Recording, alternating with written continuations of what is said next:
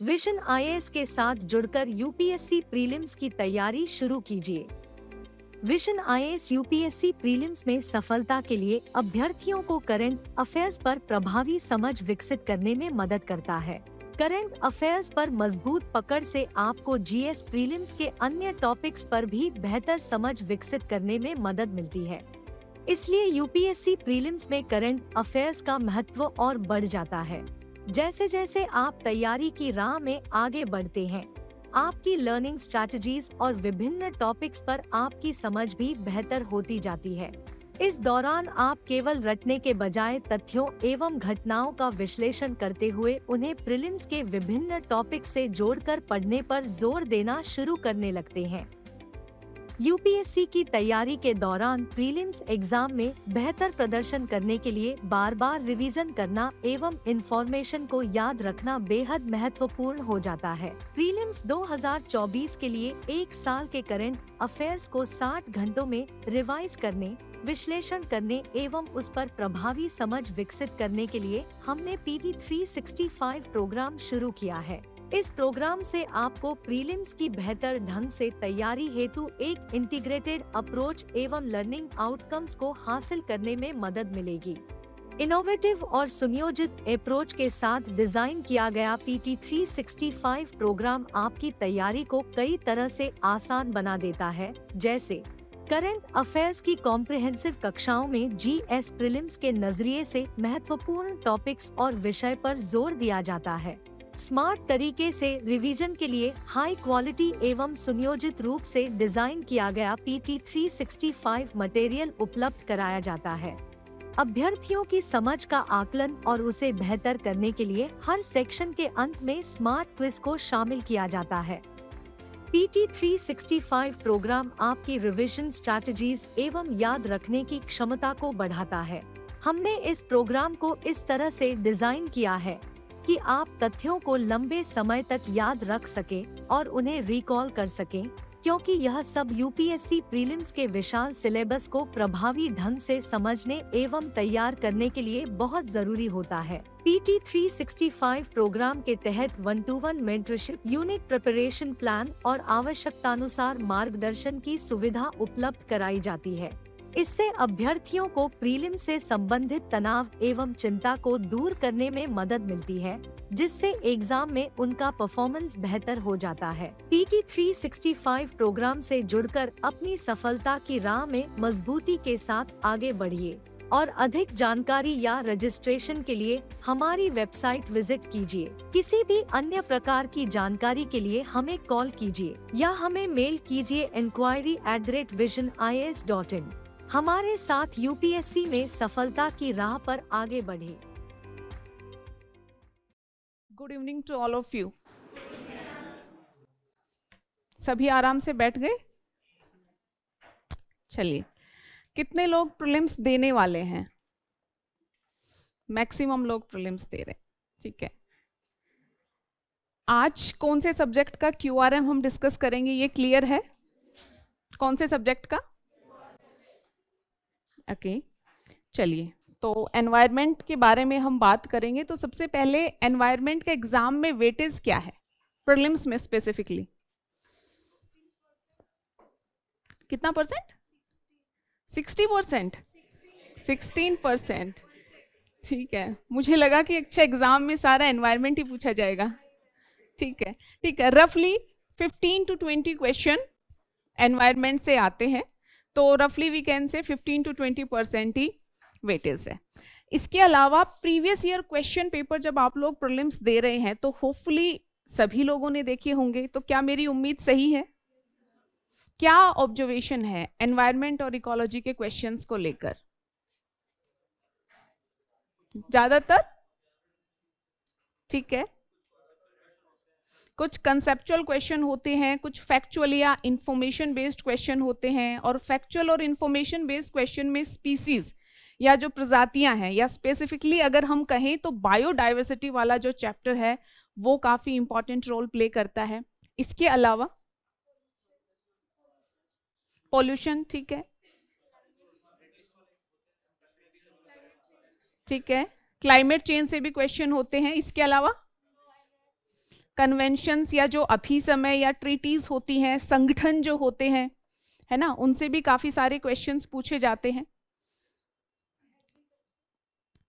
ठीक है, एग्रीकल्चर से भी क्वेश्चन होते हैं, वो ज्योग्राफी, एनवायरनमेंट, इकोलॉजी सबका जो एक इंटीग्रेटेड एरिया होता है।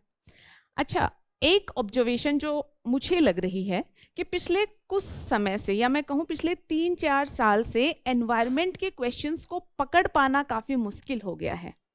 क्या ये सही है?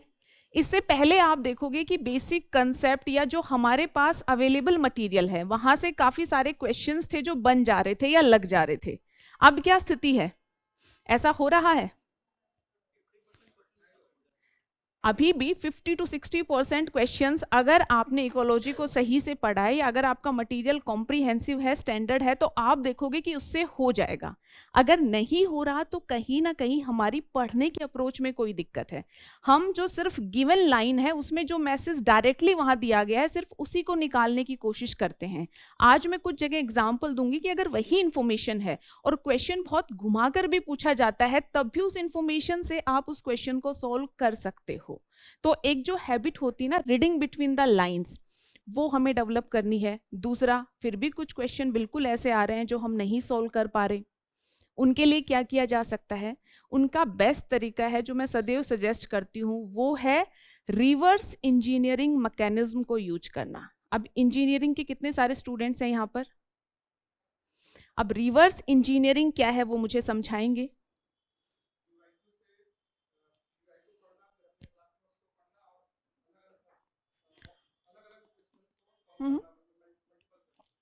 बिल्कुल सही। बेसिकली जो प्रीवियस ईयर क्वेश्चन पेपर है या टेस्ट सीरीज वगैरह है उनके माध्यम से अपनी इंफॉर्मेशन को बढ़ाने की कोशिश करना। साधारण सिंपल स्ट्रेट फॉरवर्ड तरीका क्या होता है कि हम पहले मटेरियल पढ़ते हैं, है ना, उसके बाद क्वेश्चन पेपर सेट करते हैं, चेक करते हैं क्या हमने किया, क्या सीखा। लेकिन अगर हम इसे रिवर्स कर दें कि हम टेस्ट सीरीज इत्यादि के माध्यम से जो स्टैंडर्ड टेस्ट हमें मिलते हैं उनके माध्यम से इकोलॉजी की तैयारी करें, तो इसे कहेंगे रिवर्स इंजीनियरिंग वे। अब इससे बेनिफिट क्या होता है ना, टेस्ट सीरीज चाहे आप जितना भी पढ़ के चले जाओ, कुछ क्वेश्चन हमेशा ऐसे रहेंगे जो आपने नहीं पढ़े होंगे, साथ ही कुछ एडिशनल इन्फॉर्मेशन भी हमें मिल जाती है, और ये इन्फॉर्मेशन फाइनल एग्जाम में काफ़ी इंपॉर्टेंट रोल प्ले करती है, और स्पेसिफिकली इकोलॉजी के क्वेश्चंस हैं उनके संदर्भ में। ठीक है, तो टेस्ट सीरीज यहाँ पर काफ़ी इंपॉर्टेंट रोल प्ले करेगी कि जो 50 to 60% है उसको अपना बेसिक पढ़ो, वहाँ से सोल्व करो, और फिर 20-30% को टेस्ट सीरीज के माध्यम से कवर करने की कोशिश आपको करनी है। साथ ही न्यूज़पेपर कितने लोगों ने पढ़ा है? आप देखोगे कि न्यूज़पेपर भी काफ़ी इंपॉर्टेंट रोल प्ले कर रहा है आज के समय में जिस तरह के क्वेश्चन पूछे जाते हैं, क्योंकि न्यूज़पेपर में न्यूज़ बार बार रिपीट होती रहती है, हमारी फेमिलियरिटी उसके साथ बढ़ती है। कितने लोगों ने करंट अफेयर पढ़ा है? तो करंट अफेयर का भी एनवायरनमेंट में काफ़ी महत्वपूर्ण रोल है। बहुत सारे आप देखोगे कन्वेंशन चर्चा में आ जाते हैं, कुछ नया एडअप हो जाता है, कुछ स्पीसीज हमें नई मिल जाती हैं, ठीक है, कुछ नए प्रोटेक्टेड एरियाज हमारी लिस्ट में इंक्लूड हो जाते हैं, तो यहाँ से भी काफ़ी सारे क्वेश्चन बनने का स्कोप रहता है। तो अब एनवायरनमेंट का पेपर ऐसा नहीं है कि किसी एक स्रोत पर आप अपने आप को सीमित कर लें और उसी से सारे क्वेश्चन सॉल्व हो जाएंगे। नहीं, जहाँ जहाँ जितने हाथ मारने हैं, जरूरी है उतने मारने पड़ेंगे। यहाँ पर मेरे कहने का तात्पर्य बिल्कुल ये नहीं है कि आपको बहुत ज़्यादा स्रोत पढ़ने हैं। समझो, जो बेसिक मटेरियल है वो आप अपना एक स्टैंडर्ड जो भी फॉलो कर रहे हो, अगर वो कॉम्प्रिहेंसिव है, अच्छा है, तो उसी को फॉलो करो। उसके अलावा करंट अफेयर अच्छे से पढ़ो, ठीक है। उसके अलावा जो प्रीवियस ईयर क्वेश्चन पेपर्स हैं उनको अच्छे से देखो, मॉक टेस्ट वगैरह अच्छे से लगाओ। तो जब सारी चीज़ें आप जो है सबका बैलेंस कर लेंगे, तब आप देखोगे कि इकोलॉजी में 70 to 80% क्वेश्चन तक को आप इजिली सॉल्व कर लेंगे, क्योंकि 100% की गारंटी कोई नहीं दे सकता। ये एक भ्रम है। हो सकता है किसी से ज़्यादा हो जाए, हो सकता है किसी से 1 या 2 क्वेश्चन कम सही हो, ठीक है। तो ये एक बेसिक सा आइडिया है एनवायरमेंट इकोलॉजी को लेकर। अभी हम देखेंगे इस पर आधारित फर्स्ट QRM। क्या किसी ने QRM को पढ़ा है? अच्छा, कुछ 1-2 लोगों ने, बाकी लोगों ने देखा है। अच्छा, देखा है, पढ़ा नहीं है। ये कौन सा तरीका है कि हम खोलते हैं सिर्फ देखने के लिए लेकिन पढ़ते नहीं है? हाँ, अच्छा लगता है देखकर। क्या विशेषता है QRM की, क्या पॉजिटिव पॉइंट्स हैं? यहाँ पर ब्रीफली आपको कंटेंट मिल जाता है, तो ये आपके नोट्स का भी काम कर रहा है। आप चाहो तो इसमें स्पेस है, एडिशनल इन्फॉर्मेशन अपनी तरफ से जो आपको अपडेट करनी है या ऐड करनी है आप कर सकते हो। इसके अलावा इसमें जो चीज़ें हैं आप देखोगे ग्राफ या पिक्टोरियल फॉर्म में है, जो कंपैरेटिवली रिटेन कर पाना और समझ पाना हमारे लिए आसान होता है। तो QRM क्लासेस का पर्पज आपको क्लियर है कि क्लासेस में हम क्या कवर करेंगे? QRM। आज की क्लास का जो आइडिया है वो फर्स्ट हाफ में हम फर्स्ट QRM, जिसे पारिस्थितिकी समझ नाम दिया गया है, उसे कवर करेंगे। सेकंड हाफ में फिर वेटलैंड, मैंग्रोव और इकोसिस्टम या पारितंत्र पर आधारित 2 और QRM है, उनको हम कवर करने की कोशिश करेंगे। तो शुरुआत करें फर्स्ट QRM के साथ। एक चीज़ ध्यान रखना, जितना दिया गया है उतना ही बेसिक्स में हम जाने की कोशिश करेंगे, बहुत ज़्यादा बेसिक्स में नहीं जाएंगे, क्योंकि ये क्लास कहीं ना कहीं ये मान के चल रही है कि आपको बेसिक्स का आइडिया है, थोड़ा सा कुछ चीज़ें बता भी जाएं और साथ साथ क्विक रिविजन आपका पॉसिबल हो पाए। इस पॉइंट ऑफ व्यू से ये क्लासेस प्लान की गई है, ठीक है। तो चलिए स्टार्ट करते हैं। सबसे पहले, अब जब एनवायरमेंट इकोलॉजी की बात हो रही है तो एनवायरमेंट किसे कहते हैं? आई होप आप ही लोग मुझे बता देंगे, मुझे बताने की आवश्यकता नहीं है। क्या है एनवायरमेंट? एनवायरमेंट क्या है? पर्यावरण क्या है? ठीक है, जीवों के चारों तरफ जो आवरण है उसे ही पर्यावरण कहते हैं। यही पर्यावरण है जो वो दशाएं हमारे लिए उपलब्ध करवाता है जिसमें जीवों का जीवन या जीवों का विकास संभव हो पाता है। अच्छा, पर्यावरण तो हमें पता चल गया। अब पारिस्थितिकी क्या है? जिसको ना याद हो वो सामने दिया गया है, देख सकते हैं, लेकिन एग्जाम में ये स्ट्रेटेजी काम नहीं आएगी। अच्छा, अब आपको लग रहा होगा कि पर्यावरण तो बहुत ही साधारण सा कंसेप्ट है, पारिस्थितिकी भी बहुत साधारण सा कंसेप्ट है, या पारितंत्र भी बड़ा साधारण सा कंसेप्ट है, इसका एग्जाम में क्या यूज है? आप देखोगे कि यूपीएससी ने इकोसिस्टम की डेफिनेशन को लेकर 4 स्टेटमेंट बनाकर आपसे इकोसिस्टम क्या है ये जानने की कोशिश की है। और क्वेश्चन इजी नहीं था, क्वेश्चन काफी ट्रिकी था। आप लोगों ने क्लेम किया है ना, प्रीवियस ईयर क्वेश्चन पेपर देखे हैं, तो हाँ कीजिए कि ऐसा कोई क्वेश्चन था, एग्जिस्ट करता था, ठीक है। चलिए, तो सबसे पहले बताएंगे कि पारिस्थितिकी क्या है। क्या है पारिस्थितिकी? इकोलॉजी किसे कहते हैं? पर्यावरण तो आपने बता दिया, जीवों का उसके भौतिक मतलब भौतिक घटकों के साथ अंतर संबंधों का अध्ययन ही जो है। देखो, जीवों का आपस में और अपने आसपास के भौतिक पर्यावरण के साथ जब हम अंतर संबंध की बात करते हैं तो हम स्पेसिफिकली पारितंत्र की बात कर रहे होते हैं या इकोसिस्टम की बात कर रहे होते हैं, ठीक है। इकोलॉजी सिंपली यहाँ पर दिया गया है। कंसेप्ट किसने दिया ये भी देख लेना, अर्नेस्ट हैकल ने ये कंसेप्ट दिया है। इसका साधारण सा अर्थ है, ये 2 शब्दों से मिलकर बना है, आइकोस और लॉजी, जो आपने अपनी बेसिक क्लासेस में पढ़ा होगा। आइकोस का अर्थ क्या है? घर, और लॉजी का अर्थ क्या है? अध्ययन। तो जीवों के घर के तौर पर अगर हम अध्ययन करते हैं तो इसका मतलब हम किसका अध्ययन कर रहे हैं? पारिस्थितिकी का। ये देखिए, यह पादप मनुष्य, जीव जंतुओं और सूक्ष्म जीवों के पर्यावास के रूप में पृथ्वी का अध्ययन करता है। तो ये क्या है? पारिस्थितिकी। आप लोगों ने बेसिक इकोलॉजी सही से पढ़ी है? बहुत ज्यादा अच्छे से पढ़ी है। चलिए, पर्यावरण क्या था? अब चीजें यहां अगर आप क्लास करके जा रहे हो तो एटलीस्ट आपके फिंगर टिप्स पे होनी चाहिए जो आप पढ़ के जा रहे हो, तो इसकी इंपॉर्टेंस है, अदरवाइज कोई इंपॉर्टेंस नहीं। पर्यावरण क्या था? वो आवरण जो जीवों को चारों ओर से घेरे हुए है, जिसमें जीवों का विकास संभव हो पाए, जीवों का जीवन संभव हो पाए, वो क्या है? पर्यावरण। ठीक है। और जब सजीवों के आवास के तौर पर हम अध्ययन करें तो हम किसका अध्ययन करते हैं? इकोलॉजी का अध्ययन करते हैं। अच्छा, इकोलॉजी हमने देख ली।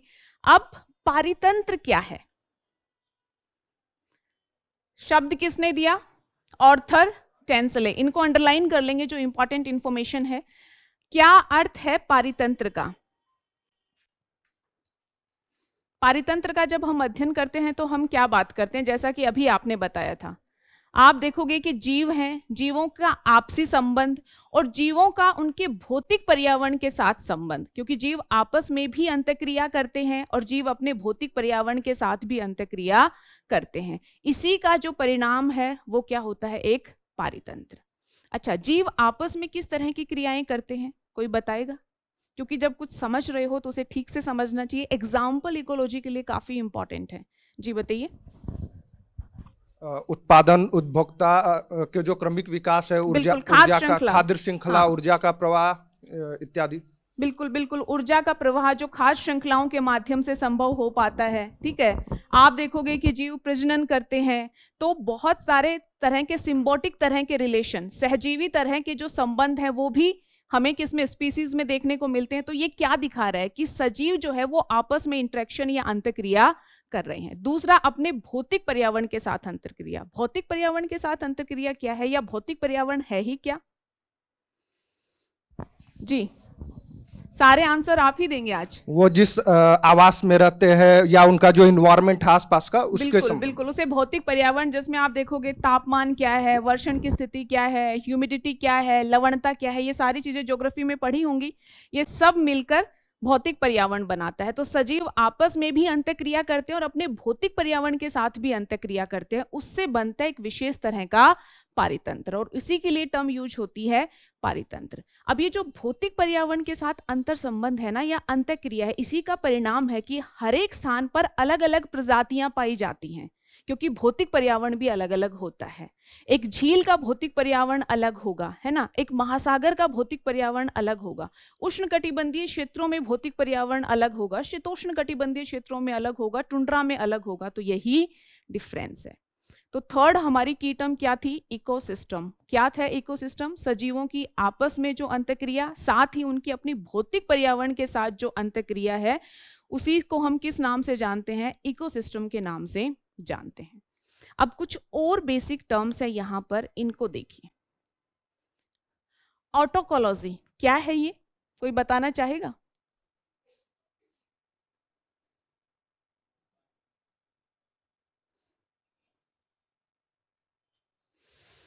ऑटोकोलॉजी क्या है? जिसे हम स्वैप पारिस्थितिकी के नाम से जानते हैं। यह पर्यावरण के साथ किसी व्यक्तिगत प्रजाति के संबंधों का अध्ययन है। बेसिकली जो ऑटोकोलॉजी है या साइनोलॉजी है, ये जो है इकोलॉजी में अध्ययन के लिए यूज होने वाली टर्म्स हैं। जब हम ऑटोकोलॉजी की बात करते हैं तो किसी एक ऑर्गेनिज्म या एक प्रजाति के संदर्भ में जो उसका भौतिक पर्यावरण है उसका अध्ययन करें तो टर्म क्या यूज होती है? ऑटोकोलॉजी। ठीक है। अब इस ऑटोकोलॉजी को आप देखोगे कि कई बार जो है स्पीसीज इकोलॉजी या फिर पॉपुलेशन इकोलॉजी, क्योंकि इसमें आप देखोगे कि एक ही प्रजाति के संदर्भ में या किसी एक ऑर्गेनिज्म के संदर्भ में ही हम अध्ययन करते हैं। दूसरा है साइनोकोलॉजी। साइनोकोलॉजी क्या है? कोई बताना चाहेगा? जब हम दो या दो से अधिक प्रजातियां या एक पूरे समुदाय के संदर्भ में अध्ययन करें कि उनका अपने पर्यावरण से क्या संबंध है, तब हम किसका अध्ययन कर रहे होते हैं? साइनोकोलॉजी। ठीक है। तो इसमें क्या होता है कि जो समुदाय में प्रजातियां एक दूसरे के साथ घनिष्ठ रूप से जुड़ी होती हैं, जैसे आप देखोगे सामान्यतः जंतु समुदाय या पादप समुदाय एक दूसरे के साथ घनिष्ठ तौर पर जुड़े होते हैं, को एग्जिस्ट वो करते हैं। तो जब हम इनका अध्ययन करें तो हम क्या कर रहे हैं? हम साइनोकोलॉजी का अध्ययन कर रहे हैं। तो इनमें अंतर क्लियर हुआ कि फर्स्ट जो है सिर्फ एक ऑर्गेनिज्म या एक स्पीसीज के संदर्भ में जब हम उनके पर्यावरण का अध्ययन करें कि पर्यावरण में ये बदलाव हुआ तो स्पीसीज पर क्या प्रभाव पड़ा, वो बदलाव हुआ तो स्पीसीज पर क्या प्रभाव पड़ा, तब हम किसका अध्ययन कर रहे हैं, ऑटोकोलॉजी। और जब हम 2 से अधिक प्रजातियां या प्रजातियां मिलकर समुदाय बनाती हैं ना, पढ़ा होगा ना, अलग अलग लेवल होता है, सबसे पहले एक जीव, फिर उसके बाद जनसंख्या, ये सब क्लासिफिकेशन आगे आएगा भी, ठीक है। तो जब पूरे एक समुदाय के संदर्भ में हम देखें कि क्या भौतिक परिवर्तन समुदाय को प्रभावित कर रहा है, तब हम किसकी बात कर रहे होते हैं, साइनोकोलॉजी की बात कर। जैसे मान लीजिए एक पोंड है, एक तालाब है, अचानक से एसिड रेन हो गई, तो ये जो बदलाव आया उसका तालाब का जो पूरा इकोसिस्टम है उस पर क्या प्रभाव पड़ा, क्योंकि तालाब पूरा समुदाय, बहुत सारी प्रजातियां वहां पर हैं। तो इस पॉइंट ऑफ व्यू से जब हम अध्ययन करें तो हम किसका अध्ययन कर रहे होते हैं, साइनोकोलॉजी का अध्ययन कर रहे होते हैं, समपारिस्थितिकी का अध्ययन करते हैं, ठीक है। इसे कम्युनिटी इकोलॉजी के नाम से भी जाना जाता है। स्पष्ट हो गया क्यों जाना जाता है, क्योंकि इसमें हम पूरी कम्युनिटी को अध्ययन की इकाई मानते हैं। और ऊपर वाले को आप देखोगे स्पीसीज इकोलॉजी भी कहा जाता है, क्यों, क्योंकि इसमें एक स्पीसीज या फिर एक जीव को हम अध्ययन की इकाई के तौर पर देखते हैं। तो ये पढ़ने के अलग अलग तरीके हैं। अच्छा, इसके बाद एक और कंसेप्ट दिया गया है जिसका नाम है गेया परिकल्पना। ये क्या कहती है, देखिए जरा, कि पृथ्वी एक जटिल जीवित इकाई है, ठीक है, और इसके तहत माना जाता है कि जीवन का अस्तित्व मुख्यतः प्रजातियों और अजैविक परिवेश के मध्य जो सेल्फ रेगुलेशन चलता रहता है उस पर निर्भर करता है, ठीक है। समझ में आया क्या कह रहा है ये स्टेटमेंट? ये जो है हाइपोथेसिस क्या कह रही है कि पूरी पृथ्वी एक जटिल इकाई है, काफी कॉम्प्लेक्स है, यहाँ पर जो जीव है या उनका भौतिक पर्यावरण के साथ जो संबंध है वो। अगले पार्ट में क्या कह रहा है कि जीवन का अस्तित्व क्यों है, क्योंकि जो प्रजातियां हैं और उनके अजैविक परिवेश जो है, जो भौतिक पर्यावरण बेसिकली जिसे मैं साधारण भाषा में कहूं, तो उनके मध्य स्व विनियमन चलता रहता है, सेल्फ रेगुलेशन चलता रहता है। कैसे सेल्फ रेगुलेशन चलता है, कोई बता पाएगा? सबसे सीधा एग्जाम्पल तो है खाद्य श्रृंखला के माध्यम से, है ना। किसी एक जीव की बहुत सारी वृद्धि होने से रोक दी जाती है, वरना सोचो वो प्रचुरता में हो जाएगा, पूरा जो हमारी खाद्य श्रृंखला है वो ही बाधित हो जाएगी। तो ऐसे बहुत सारे तरीके हैं जिससे भौतिक पर्यावरण और जो है प्रजातियां स्व विनियमन करती हैं। भौतिक पर्यावरण अलग तरह से करता है, कोई भी भौतिक तरह की आपदा, चरम तरह की कंडीशंस होगी, प्रजातियों की संख्या सीमित हो जाती है। तो अलग अलग तरह से यहाँ पर सेल्फ रेगुलेशन चलता रहता है। ये कंसेप्ट जो है उसे हम गिया हाइपोथेसिस के नाम से जानते हैं, और ये कंसेप्ट जेम्स लवलॉक ने दिया था। नाम भी इजी है, जेम्स लवलॉक का ये कंसेप्ट है। कंसेप्ट क्लियरली क्या कह रहा है कि ये जो पृथ्वी है ये एक जटिल तरह की इकाई है, क्योंकि इसमें जो संबंध है ना प्रजातियों के और पर्यावरण के वो काफी उलझे हुए हैं। साथ ही वो ये भी कहते हैं कि प्रजातियां और उनका भौतिक पर्यावरण स्व विनियमन कर लेता है। तो आपको यहाँ पर सिर्फ 2 चीजों को अंडरलाइन करना है, पूरी यहाँ भी नहीं पढ़ने की जरूरत है। एक तो ये जटिल जीवित इकाई और प्रजातियां और अजैविक प्रवेश क्या कर लेता है, स्व नियमन कर लेता है, ठीक है। चलिए, अभी तक हमने शायद मोटा मोटा 5 की टर्म देख ली हैं। एक बार फटाफट आप मेरे साथ रिवाइज करेंगे। पर्यावरण क्या है? वो आवरण जो जीवों को घेरे हुए है और जिसके चलते जीवों का जीवन या विकास संभव हो पाता है। पर्यावरण से हम चलते हैं पारिस्थितिकी पर। तो पारिस्थितिक क्या है? जीवों का आवास। जीवों के आवास के तौर पर जब हम अध्ययन करें तो हम किसका अध्ययन कर रहे होते हैं? पारिस्थितिकी का अध्ययन कर रहे होते हैं, ठीक है। अब इसी में और डिटेल, पारिस्थितिकी से ही बना है पारिस्थितिक तंत्र, या जिसे हम शॉर्ट में पारितंत्र कहते हैं। अब इसमें जीवों का आपस में और अपने भौतिक पर्यावरण के साथ किस तरह की अंतःक्रिया वो करते हैं, इसका अध्ययन हम करते हैं। तो ये क्या हो गया? पारितंत्र हो गया। इसके अलावा छोटे छोटे 3 कंसेप्ट और हमने देखे, ऑटोकोलॉजी, साइनोकोलॉजी और गेया परिकल्पना। ऑटोकोलॉजी सिंपल, एक किसी जीव या प्रजाति जब हम उसके संदर्भ में, उसके भौतिक पर्यावरण से उसको क्या प्रभाव पड़ रहा है या उसके संदर्भ में हम अध्ययन करें तो हम किसकी बात कर रहे होते हैं? ऑटोकोलॉजी। और साइनोकोलॉजी क्या है? जब हम 2 या 2 से अधिक प्रजातियां या एक समुदाय के संदर्भ में अध्ययन करें, उसे अध्ययन की इकाई बनाएं और फिर हम देखें कि भौतिक पर्यावरण में जो बदलाव हो रहे हैं वो उसे कैसे प्रभावित कर रहे हैं, ठीक है। तो हम किसकी बात कर रहे हैं? साइनोकोलॉजी। और ज्ञा परिकल्पना जेम्स लवलॉक की दी हुई है। सिंपली ये क्या कहती है कि ये जो पृथ्वी है ये एक जटिल इकाई है, इसमें जो प्रजातियां हैं और साथ ही जो अजैविक परिवेश है यानी भौतिक जो परिवेश है वो सेल्फ रेगुलेट करते हुए चलते हैं। तो अब अगर इन कंसेप्ट्स पर आधारित कोई प्रश्न आए तो आप सॉल्व कर लेंगे। कुछ समय बाद मैं आपको क्वेश्चन भी दिखाऊंगी, थोड़ा सा पोर्शन हम कवर कर लेते हैं फिर।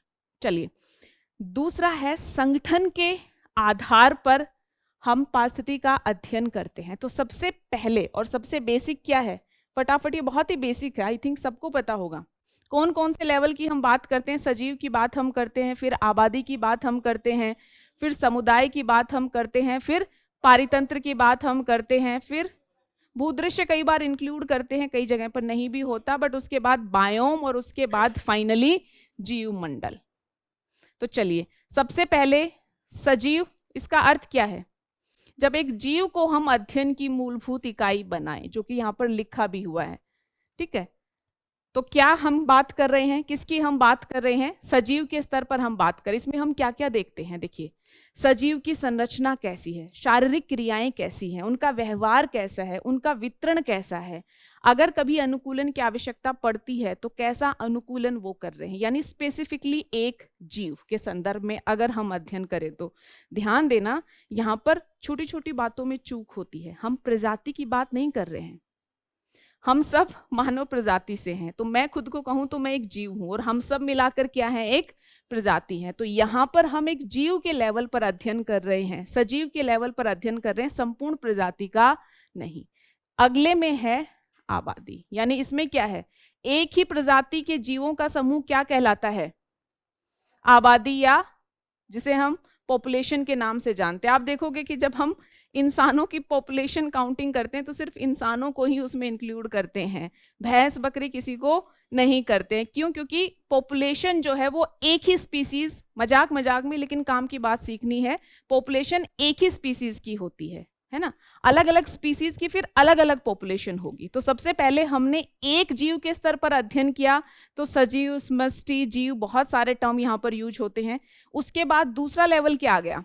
आबादी, पॉपुलेशन। तो इसमें क्या है, एक ही प्रजाति के जीवों का हम अध्ययन करते हैं जो सामान्यतः एक क्षेत्र में निवास करते हैं और जैविक समुदाय में एक महत्वपूर्ण इकाई के तौर पर कार्य करते हैं। तो इसमें मोस्ट इंपॉर्टेंट यही है, आबादी, एक ही प्रजाति के जीवों का समूह है। बाकी तो आपको पता है कि जब हम अध्ययन करते हैं तो वो महत्वपूर्ण है और किन किन चीजों का अध्ययन करते हैं वो तो सिंपल आइडिया है। बट जीव में एक जीव, आबादी में एक प्रजाति के जो जीवों का समूह है हम उनका अध्ययन करते हैं, ठीक है। चलिए, इसके बाद जब हम जैविक समुदाय की बात करते हैं तो हम क्या करते हैं?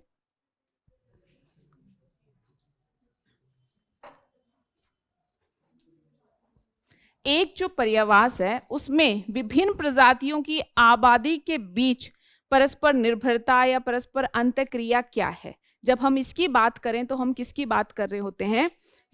जैविक समुदाय की। तो जैसे अगर मैं ये कहूं ये एक राउंड है, इसमें सिंबल एक मैंने प्लस का लगाया, तो हम सजीव के स्तर की बात कर रहे हैं, ठीक है। दूसरा राउंड अगर इसमें मैं कुछ 8-10 प्लस जितने भी पॉसिबल हैं लगा दूं तो ये क्या हम बात कर रहे हैं? आबादी की बात कर रहे हैं। और अगर इसका स्तर और बढ़ा दिया जाए, ये जिसमें एक ये प्रजाति है प्लस दूसरी ये प्रजाति है, तीसरी ये प्रजाति है, ठीक है, इस तरह का जब हम कुछ भी और बना दें तो मतलब ये एक पूरा समुदाय है जिसमें विभिन्न विभिन्न प्रजातियां शामिल हैं। अब इनकी आपस में निर्भरता क्या है, अंतःक्रिया क्या है, ये सब हम समुदाय के लेवल पर देखते हैं। इसके बाद नेक्स्ट है पारितंत्र।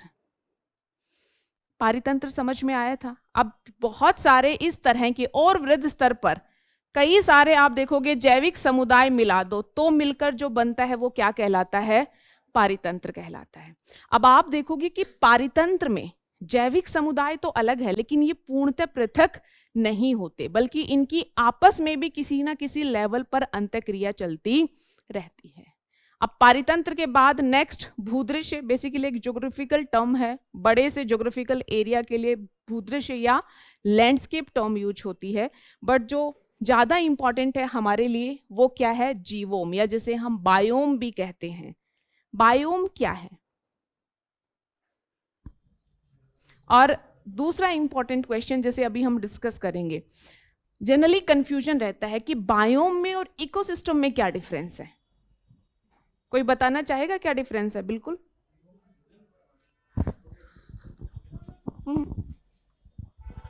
ठीक है, अच्छी कोशिश थी। पारितंत्र जो होता है वो एक छोटी परिकल्पना होती है, किसी छोटे भूदृश्य के लिए होता है, और जो जीवोम बायोम होता है उसमें मैडम बड़ी परिकल्पना होती है, जैसे उसमें अक्षांश या देशांतर का फर्क नहीं पड़ता है। पारितंत्र में फर्क नहीं पड़ता है। हाँ, पारिस्थितिक तंत्र में कम फर्क नहीं पड़ता है। काफी सही कोशिश की है आपने कि बेसिकली पारितंत्र थोड़े छोटे लेवल का कंसेप्ट होता है और बायोम जो है वो बड़े क्षेत्र पर अप्लाइड होने वाला जो है कंसेप्ट है। लेकिन बायोम को पारितंत्र से अलग क्या करता है? आप देखोगे बायोम जो बनता है ना किसी भी क्षेत्र को, जैसे हमने सवाना बायोम बोल दिया या हमने घास बायोम या घास मैदान, इस तरह के बहुत सारे हमारे बायोम है। बेसिकली ज्योग्राफी में भी हम पढ़ते हैं, इकोलॉजी में भी हम पढ़ते हैं। एक बायोम को दूसरे से पृथक क्या करता है? Climatic conditions. तो हम क्या देखते हैं कि एक और भी इससे बड़े क्षेत्र में लगभग एक समान जो है क्लाइमेटिक कंडीशंस पाई जाती हैं, मोटा मोटा एक समान क्लाइमेटिक कंडीशंस पाई जाती हैं, जिससे वहाँ विशेष तरह की वनस्पति या जीवों का विकास होता है। तो वो जो क्लाइमेटिक कंडीशंस हैं उनके आधार पर हम बायोम्स का क्लासिफिकेशन करते हैं। अब एक बायोम में बहुत सारे पारितंत्र हो सकते हैं। एक चीज और भी ध्यान देंगे आप लोग, कई बार ये भी कहा जाता है कि बायोम भी कुछ और नहीं बल्कि एक बड़े आकार का इकोसिस्टम है, क्योंकि उसमें भी कुछ और नहीं, बहुत सारे इकोसिस्टम मिलकर भी फाइनली एक बड़ा इकोसिस्टम बनाते हैं जो काम करता है। बट अंतर जो है वो यही है कि बायोम छोटे स्तर पर है, बायोम बड़े स्तर पर है और पारितंत्र जो है वो छोटे स्तर पर है। और बायोम को क्लासिफाई वहाँ की क्लाइमेटिक कंडीशंस के आधार पर किया जाता है। जैसे सवाना बायोम की बात होती है तो कुछ क्लाइमेटिक कंडीशंस हैं जहाँ विशेष तरह की वेजिटेशन और जीव पाए जाते हैं, तभी तो हम उसकी बात करते हैं। ठीक है, जब हम स्टेपी की बात करते हैं तो वहाँ कुछ विशेष तरह की क्लाइमेटिक कंडीशन है ना। जब हम पश्चिमी यूरोप की बात करते हैं तो वहाँ विशेष तरह की क्लाइमेटिक कंडीशन है। जब मैं टेगा टुंड्रा की बात करूं तो वहाँ कुछ विशेष तरह की क्लाइमेटिक कंडीशंस हैं, इसीलिए उनको अलग अलग बायोम का नाम दिया गया है। इसके अलावा अंतर मैं अभी थोड़ी देर में और डिटेल में बताऊंगी। एक और टर्म है जीवमंडल। स्थल मंडल, जल मंडल, वायुमंडल का वह हिस्सा जो जीवन को संभव बनाता है उसे हम क्या कहते हैं? जीवमंडल के नाम से जानते हैं। तो ये था संगठन के स्तर पर पारिस्थितिकी। अब यहाँ पर आप देखोगे ये ऊपर वाली टर्म्स मैं अभी क्लियर करवाऊंगी, पहले यहाँ पर आइए जहां जीवोम यानी बायोम और पारितंत्र के बीच अंतर दिया हुआ है। पहला अंतर तो क्लियर हो गया कि एक बड़े भौगोलिक क्षेत्र के संदर्भ में टर्म यूज होती है बायोम, और जो पारितंत्र है वो कंपैरेटिवली छोटे। और अलग कौन बनाता है बायोम को? हम किस आधार पर? क्लाइमेटिक कंडीशंस के आधार पर डिस्कस करते हैं। अच्छा, अब आप देखोगे कि जो ये सारी चीजें इसमें लिखी गई है, मैं लास्ट में आपको दिखाऊंगी क्या अंडरलाइन आपको करना है। जस्ट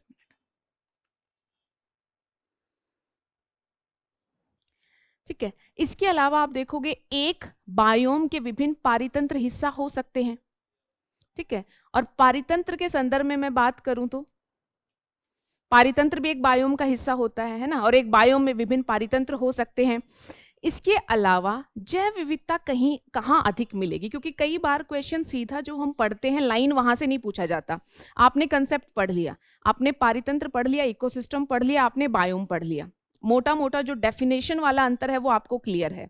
अब थोड़ा सा अंदर से खींचकर क्वेश्चन पूछ लिया गया है। चलिए मुझे ये बताइए कि जैव विविधता कहाँ अधिक रहेगी? बायोम में, क्योंकि वो डेफिनेटली बड़े स्तर पर है तो उसमें बायोडाइवर्सिटी अधिक रहेगी। ठीक है, एक पीछे से जिन्होंने भी बताया था, अक्षांशीय विस्तार किसको प्रभावित करेगा? बायोम को। क्यों? क्योंकि बायोम बड़े स्तर पर है ना, तो उसी का अक्षांशीय विस्तार है तो उसी को अक्षांश का विस्तार प्रभावित करेगा। पारितंत्र तो एक छोटे से क्षेत्र में है जहां अक्षांश कोई ज्यादा चेंज होते ही नहीं, तो अक्षांशीय विस्तार क्या उसे प्रभावित करेगा? नहीं करेगा, कंपैरेटिवली ना के बराबर ही यहाँ पर लगभग रहता है। ठीक है, इसके अलावा क्या बायोम में सभी जीवों की आपसी अंतक्रिया संभव है? नहीं, क्योंकि वो बहुत बड़े क्षेत्र में होती है। लेकिन सामान्यतः जो परस्पर अंतक्रिया है वो संभव है तो कहाँ है? पारितंत्र में। ठीक है, तो यही सारी चीजें आप देखोगे कि ये अलग अलग जलवायु, पादपों और जीव जंतुओं की प्रजाति से युक्त भूमि का बड़ा भौगोलिक क्षेत्र है है ना। और यह किसी क्षेत्र में अजैविक और जैविक घटकों के मध्य परस्पर क्रिया है जिससे पारितंत्र का निर्माण होता है, यही बताया है। दूसरा, यह बर्फ, हिम, वर्षा, तापमान आदि जैसे जलवायु संबंधी कारकों से अत्यधिक प्रभावित होता है। ठीक है, यह बर्फ, हिमपात, तापमान आदि जैसे जलवायु संबंधी कारकों से अधिक प्रभावित नहीं होता। लेकिन ध्यान रखना है, प्रभावित ये भी होता है। कुछ चीजें हम रिलेटिवली पढ़ते हैं, सापेक्षिक पढ़ते हैं, तो यहाँ हम बायोम के संदर्भ में पारितंत्र की बात करें, ये चीज बिल्कुल ध्यान में रखनी है, वरना एक पारितंत्र भी प्रभावित होता है। ठीक है, इसके बाद पारिस्थितिकी इकाइयों की एक बड़ी श्रेणी है, इसमें कई पारितंत्र शामिल होते हैं, पता है हमें। इसमें जैविक और अजैविक कारकों से निर्मित किसी बायोम का एक हिस्सा क्या होता है? पारितंत्र होता है। विभिन्न पारितंत्र मिलकर ही तो एक बड़ा बायोम बनता है। इसके बाद चूंकि जीवोम या बायोम में कई प्रजातियों का संग्रह होता है, इसलिए व्यापक विविधता, सिर्फ आप पूरी लाइन पढ़िए मत, कंसेप्ट समझ लिया तो इसके बाद सिर्फ आप ये जो व्यापक विविधता है इसे अंडरलाइन कीजिए। तो जो इंपॉर्टेंट चीजें हैं आप क्यूआरएम में उनको अंडरलाइन कर लेंगे। इसके बाद इसके कुछ एग्जाम्पल जैसे टुंड्रा घास, ये तो मैंने आपको काफी सारे दे ही दिए हैं। अक्षांश का जीवों पर अत्यधिक प्रभाव पड़ता है क्योंकि अक्षांश ही है जो ये भौतिक पर्यावरण को निर्धारित करता है कि क्या तापमान संबंधी कंडीशंस होंगी, क्या वर्षण संबंधी कंडीशन होगी, कहाँ पर बर्फ मिलेगी, कहाँ पर शीतकाल में वर्षा होगी, कहाँ ग्रीष्म ऋतु में वर्षा होगी, कौन डिसाइड करता है? मेन फैक्टर क्या है? अक्षांश ही है ना। तो यही यहाँ पर है, पारितंत्र पर अक्षांश का कोई प्रभाव नहीं पड़ता। अब अगर इससे संबंधित कोई भी प्रश्न आए जो इनके अंतर की बात कर रहा है तो होपफुली आप लोग सॉल्व कर लेंगे। ठीक है, चलिए कुछ और टर्म्स थी जो पीछे रह गई हैं जी। क्योंकि पारितंत्र एक बहुत बड़े क्षेत्र में होता ही नहीं, उतने क्षेत्र में अक्षांश बदलते ही नहीं है, इसलिए अक्षांश का प्रभाव नहीं पड़ता। उस कैपेसिटी मैंने बताया रिलेटिव है, वैसे तो प्रभाव पड़ेगा। देखिए अगर कोई एक पारितंत्र टुंड्रा में है और दूसरा भूमध्य रेखा पर है तो डेफिनेटली वहां पर वो अक्षांश प्रभावित कर रहा है। यहाँ पर जो टर्म है वो अक्षांशीय विस्तार के बारे में स्पेसिफिकली कह रहा है, क्योंकि चूंकि जो जीवोम है वो बड़े क्षेत्र में होता है तो विभिन्न विभिन्न अक्षांशों तक उसका विस्तार भी होता है, लेकिन पारितंत्र एक बहुत ही छोटे क्षेत्र में होता है कंपैरेटिवली। तो आप देखोगे कि वो जिस अक्षांश पे है सामान्यतः उसी पे रहता है। हम ये कहें कि इस अक्षांश पर भी है, अगले अक्षांश पर भी है, तो वो चीज़ सामान्यतः पॉसिबल नहीं होती। तो ये कंपैरिजन विस्तार का बड़ा अच्छा पॉइंट था इनका, ये ध्यान रखना है। ऐसा नहीं कि पारितंत्र पर वैसे अक्षांश का कोई प्रभाव नहीं पड़ता, वैसे तो जो पारितंत्र जहाँ है उसी के अकॉर्डिंग वहाँ की भौतिक पर्यावरण का निर्माण होता है और वो भौतिक पर्यावरण उस पारितंत्र को प्रभावित करेगा, लेकिन जो अक्षांशीय विस्तार है उसका कोई ज्यादा प्रभाव पारितंत्र पर नहीं पड़ता है। ठीक है,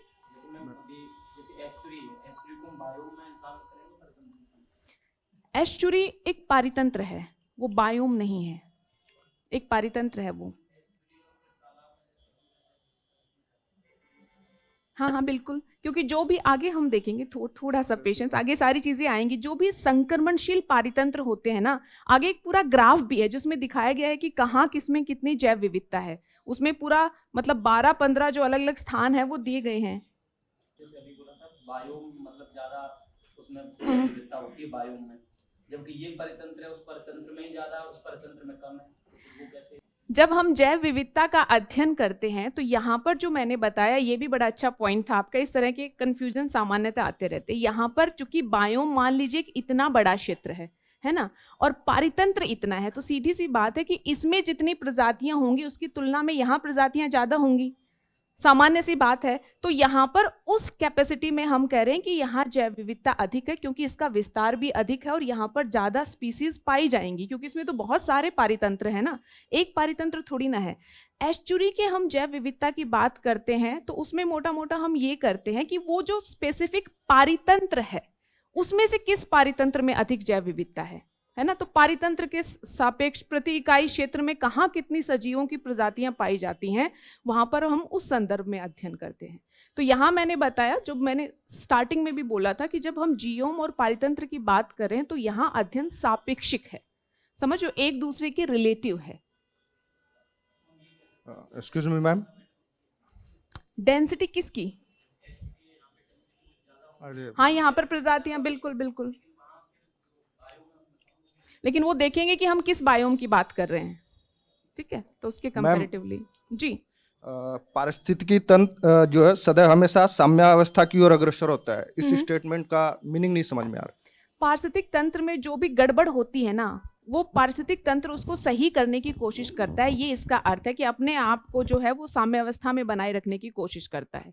ये सिंपल सा इसका मतलब। पारितंत्र में कुछ भी हुआ, किसी भी प्रजाति को क्षति हो गई, ऐसा कुछ भी हुआ, वो धीरे धीरे करके खुद को रिकवर कर लेता है। सिंपल इसका अर्थ ये है कि वो अपने आप को ऐसी पोजिशन में जिसमें वो मेंटेन रह पाए बनाने की कोशिश करता है। ठीक है, यही इसका अर्थ है। चलिए, अब कुछ और की टर्म्स हैं और यहाँ से काफ़ी इंटरेस्टिंग क्वेश्चन भी बनेंगे, इनको ध्यान से सुनना है। जैविक क्षमता क्या होती है? मैं यहाँ पर जो लिखा है उसे पढ़ती हूँ, जो इंपॉर्टेंट है उसे अंडरलाइन करती हूँ। संसाधनों की असीमित उपलब्धता, आदर्श पर्यावरणीय दशाएं हों। ठीक है, मतलब संसाधनों की कोई लिमिटेशन नहीं है और जो पर्यावरणीय दशाएं हैं वो भी एकदम आदर्श हैं। तो ऐसे में किसी आबादी की वृद्धि करने की अधिकतम दर जो है वो क्या कहलाती है? उसकी जैविक क्षमता। कि संसाधन अगर सीमित हो तो फिर तो कंपटीशन हो सकता है, यहाँ पर संसाधन सीमित नहीं है, सारी चीजें फेवरेबल है, तब जो कोई प्रजाति है वो कितनी वृद्धि कर सकती है, वो क्या कहलाती है? उसकी जैविक क्षमता। आगे देखिए, अब ये जैविक क्षमता किस पर निर्भर करेगी? दो प्रजातियों की जैविक क्षमता अलग अलग हो सकती है ना। मनुष्य की जैविक क्षमता अलग हो सकती है, हाथी की अलग है, चूहे की अलग है। किस आधार पर ये अलग अलग है? देखिए, आप देखोगे कि एक तो सबका जो गर्भधारण, जैसे हम प्रेगनेंसी पीरियड कहते हैं, वो अलग अलग होता है। ठीक है, फिर जीवन काल में कितने बच्चे पैदा कर सकते हैं, उसमें भी अलग अलग प्रजातियों की अलग अलग स्थिति होती है।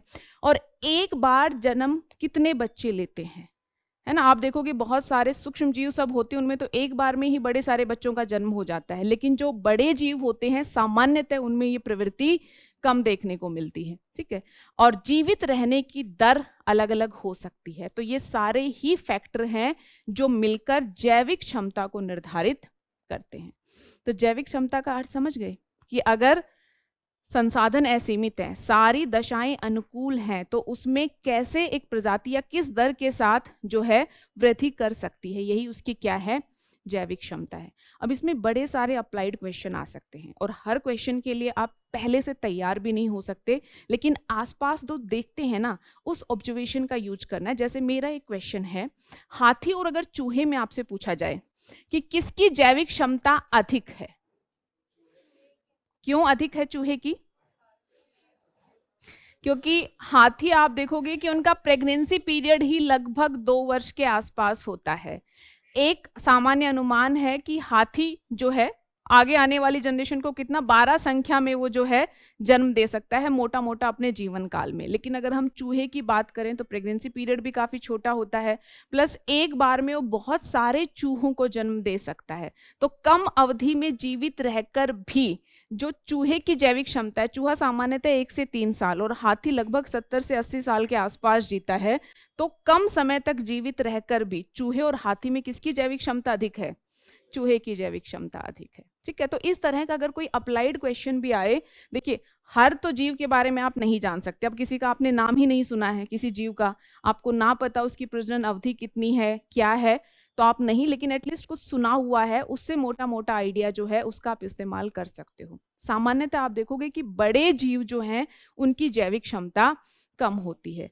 हाथी में, मनुष्य में भी आप देखोगे ट्विंस होने के रेयर चांसेस होते हैं, हाथी में भी बहुत रेयर चांसेस होते हैं कि ट्विंस होते हैं। बहुत कम परसेंटेज है जहां पर ऐसा होता है। तो समझ में आया जैविक क्षमता का कंसेप्ट? चलिए,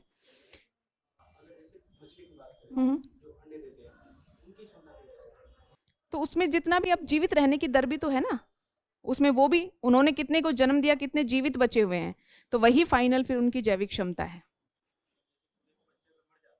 हाँ बिल्कुल, क्योंकि देखो जैविक क्षमता की डेफिनेशन पर ध्यान देना, देखो चीजों को बहुत ही केयरफुली पढ़ना है। यहाँ पर वृद्धि करने की दर, सिर्फ जन्म देने की दर नहीं है, कितना वो वृद्धि कर पाते हैं। तो जब हम वृद्धि की बात करेंगे तो उसमें सीधी सी बात है कि जो नहीं रहे उनको तो हम इंक्लूड नहीं करेंगे। ठीक है, वहन क्षमता, वहन क्षमता क्या है? ये काफी पॉपुलर सा कंसेप्ट है। आज के समय में हम अर्थ ओवरशूट डे सबकी बात करते हैं, तो आसपास के ही ये कंसेप्ट हैं। वहन क्षमता क्या है?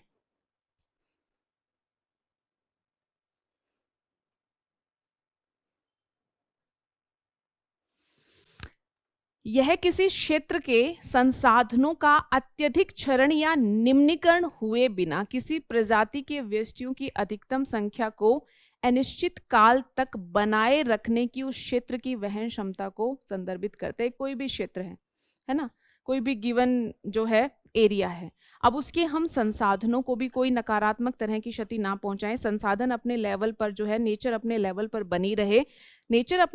बनी रहे, इसके साथ वो किसी प्रजाति के कितने जो व्यष्टि हैं या जीव हैं उनको मेंटेन रख सकता है, ये उसका क्या कहलाता है, वहन क्षमता।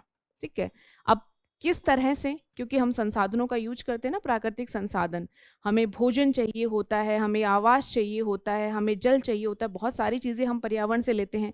आप सोचो कि अगर संख्या बहुत ज़्यादा बढ़ जाए तो फिर क्या होता है, संसाधनों का निम्नीकरण होना शुरू कर जाता है। तो वहन क्षमता क्या है कि संसाधन अगर एक है तो वो एक ही मेंटेन रहे, संसाधन 100 है तो 100 ही रहे। तो कितने लोग यहाँ पर या कितने जो जीव हैं, बेसिकली लोग तो हम अपने संदर्भ में बात करने, कितने जीव हैं जो यहाँ पर रह सकते हैं और यहाँ का जो बेसिकली संसाधन है उन पर भी कोई नकारात्मक प्रभाव ना पड़े।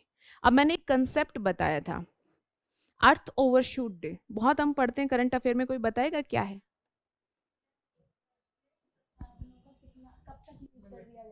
हाँ ठीक है, बेसिकली अर्थ ओवरशूट डे, कोई और बताना चाहेगा? सही बताया आपने। मानव जाति को एक वर्ष में कितने संसाधन मिले हैं और कब तक वो उनका इस्तेमाल कर लेती है, इसके लिए जो कंसेप्ट यूज होता है वो है अर्थ ओवरशूट डे। आप देखोगे जब ये आइडिया शुरू हुआ आई थिंक 1970 में, तब अर्थ ओवरशूट डे था 29 दिसंबर को। मतलब कि मोटा मोटा साल भर के लिए जितने संसाधन थे मनुष्य ने मोटा मोटा उतने ही यूज किए। 2023 में अर्थ ओवरशूट डे कब था? 2 अगस्त को ना। तो मतलब कि इतना पहले ही वर्ष भर के लिए जितने संसाधन हम इस्तेमाल कर सकते थे उतने हमने कर लिए। बाकी तो फिर आगे हम कर रहे हैं तो पर्यावरण को कहीं ना कहीं क्षति पहुंच रही है, मतलब उसकी वहन क्षमता से बाहर जा रहा है। ठीक है, इसके अलावा क्या वहन क्षमता सदैव सीमित रहती है? इस तरह की जो है स्टेटमेंट्स भी आपसे पूछी जा सकती है ना। वहन क्षमता बदलती रहती है, किसी भी जो है पारितंत्र की अगर हम बात करें, या क्योंकि संसाधन भी किसी स्थान पर जो है बदलते रहते हैं, बहुत सारी भौतिक दशाएं और सारी चीजों पर ये निर्भर करता है। तो अभी हमने क्या क्या टर्म्स देखी हैं? जैविक क्षमता, वहन क्षमता, इससे पहले बायोम और पारितंत्र में अंतर और संगठन के स्तर पर पारिस्थितिकी। ठीक है, आगे बढ़े जी।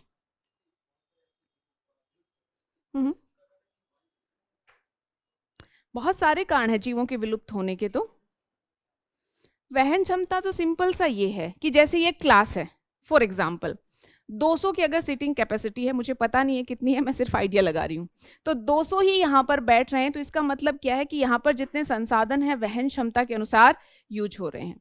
ठीक है, अगर आप सोचिए 200 का स्पेस है और यहाँ पर 400 कोई इधर नीचे ऊपर सब बैठे हुए, तो मतलब वो वहन क्षमता के परे है। तो एक कोई भी क्षेत्र है उसमें अपने संसाधन होते हैं और आइडिया लगाया जाता है कि ये संसाधन कितने जीवों का पालन पोषण कर सकते हैं। अगर उससे ज्यादा जीव फिर वहां पर रहें तो फिर इसका मतलब क्या है कि वो वहां की वहन क्षमता के बाहर चला गया, क्योंकि उस क्षेत्र में उतने संसाधन नहीं है कि इतने सारे जीव वहां पर रह पाए। तो इसको ये सिंपली इंडिकेट करता है।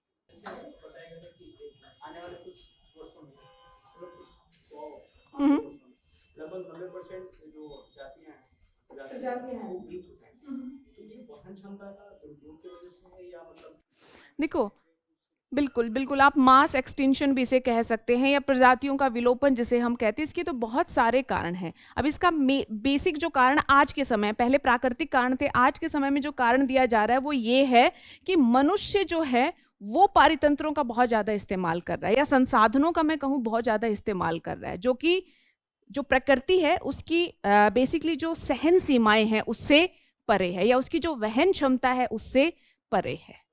तो वो मनुष्य ऐसा कर रहा है, अब अलग अलग तरीके से कर रहा है। प्रजातियों का आपको विलुप्ति के बहुत सारे कारण पता होगा। एक तो इन्वेजिव स्पीसीज भी आ जाती हैं, है ना। दूसरा, आपने आवासों का विखंडन सुना होगा।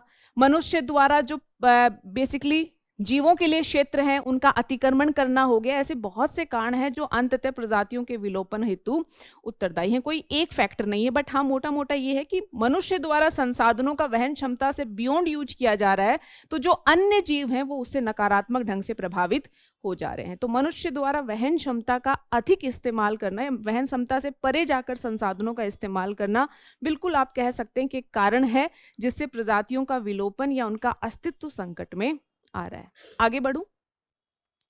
अब ये बहुत ही सिंपल सा पार्ट है, पारितंत्र के घटक। कौन कौन से घटक हैं? अजैविक घटक और जैविक घटक। अजैविक घटक में कौन कौन से घटक इंक्लूड हैं? सिंपल लिस्ट है यहाँ पर। जलवायु, जलवायु में क्या है? वर्षा, प्रकाश, वायु, तापमान। और मृदा में क्या है? मृदा में खनिज पदार्थ हैं, मृदा है, पीएच लेवल है, स्थलाकृति है। अच्छा, जैविक में कौन है? उत्पादक हैं, उपभोक्ता हैं और अपघटक है। अब क्या मुझे उत्पादक, उपभोक्ता और अपघटक बताने की आवश्यकता है? आप देखोगे उपभोक्ताओं के भी अलग अलग स्तर हैं, आगे हम देखेंगे, फिर से आएगा।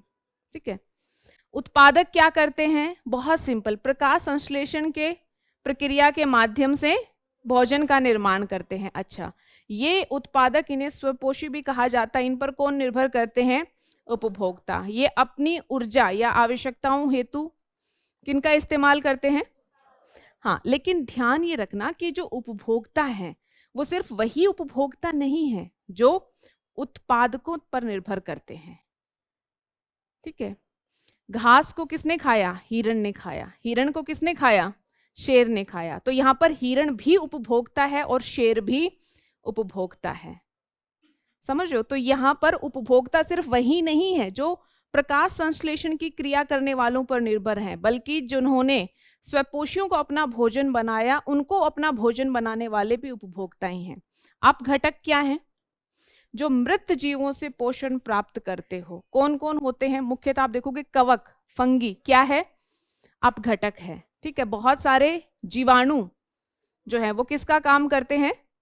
अपघटक का काम करते हैं। तो ये तीन बेसिक क्रियाएं, ये बहुत ही बेसिक है, यहाँ पर हम ज़्यादा समय नहीं देंगे क्योंकि कुछ और चीज़ें हैं जो समझना जरूरी है, उस पर हम ज़्यादा फोकस करेंगे। यहाँ पर सिंपली बताया गया है लाइकन किसका अपघटन करते हैं?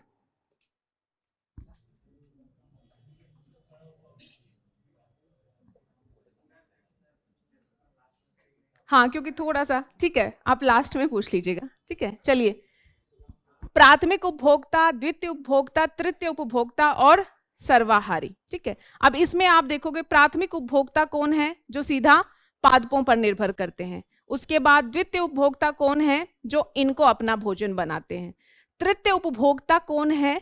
जो सबसे बड़े नॉन वेजिटेरियन होते हैं फूड चेन में, ये किनको?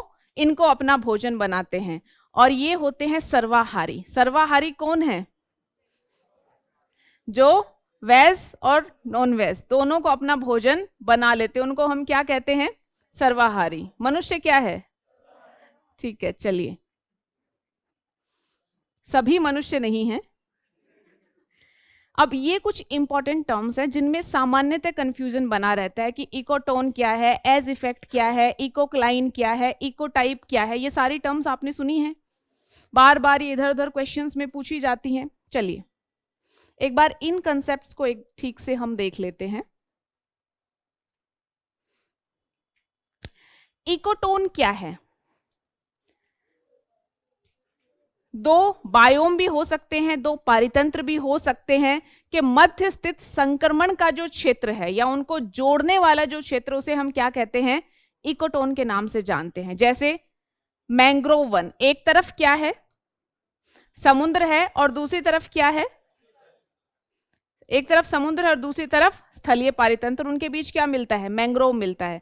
अच्छा, एक तरफ वन है और मरुस्थल है, क्या वन सीधा मरुस्थल में बदल जाता है?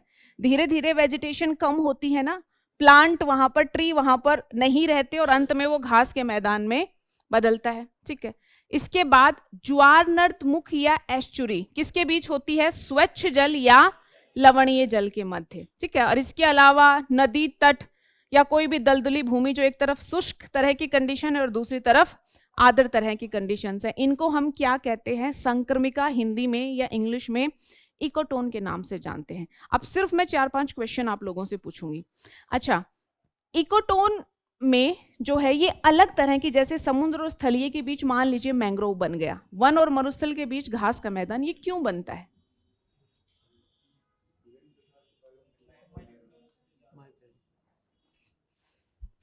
बायोडाइवर्सिटी ज्यादा होती है इसलिए इकोटोन बन जाता है।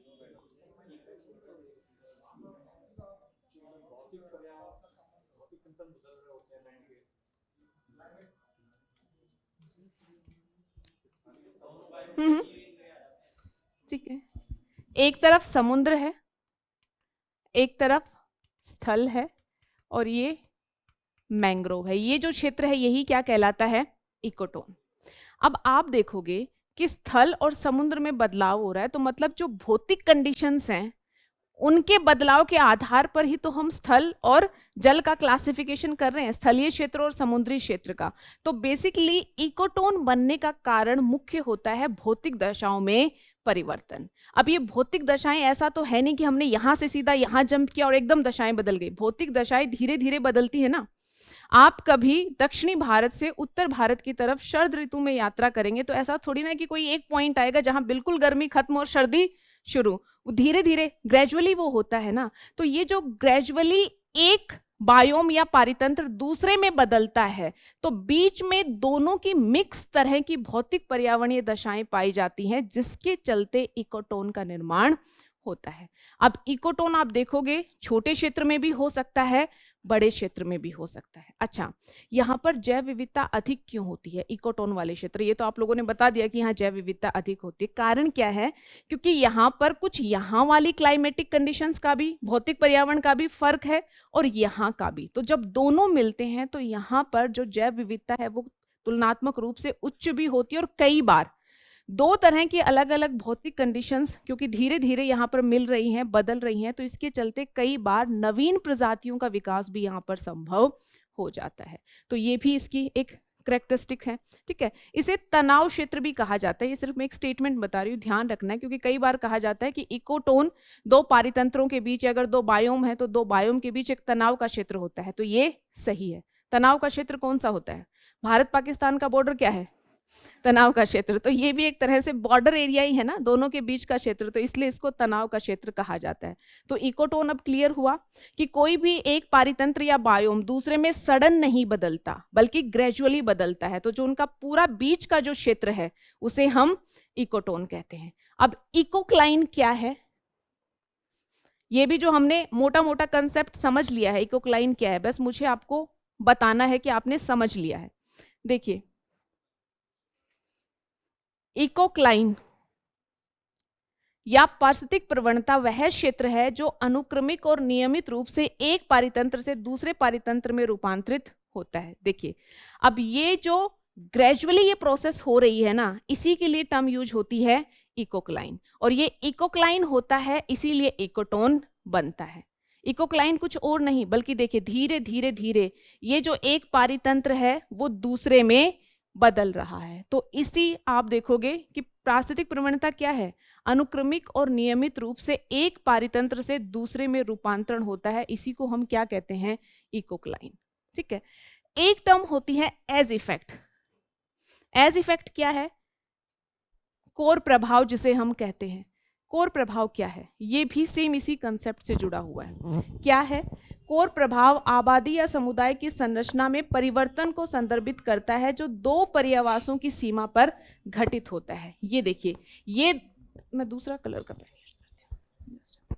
ये देखिए, ये एक पर्यावास है, इसका किनारा, ये दूसरा उसका किनारा। ठीक है, तो अचानक से जब यहां से यहां की तरफ जाते हैं तो सबसे पहला जो चेंज आता है वो किनारे वाले क्षेत्र पर आता है। तो इसी को किनारा इफेक्ट कहते हैं।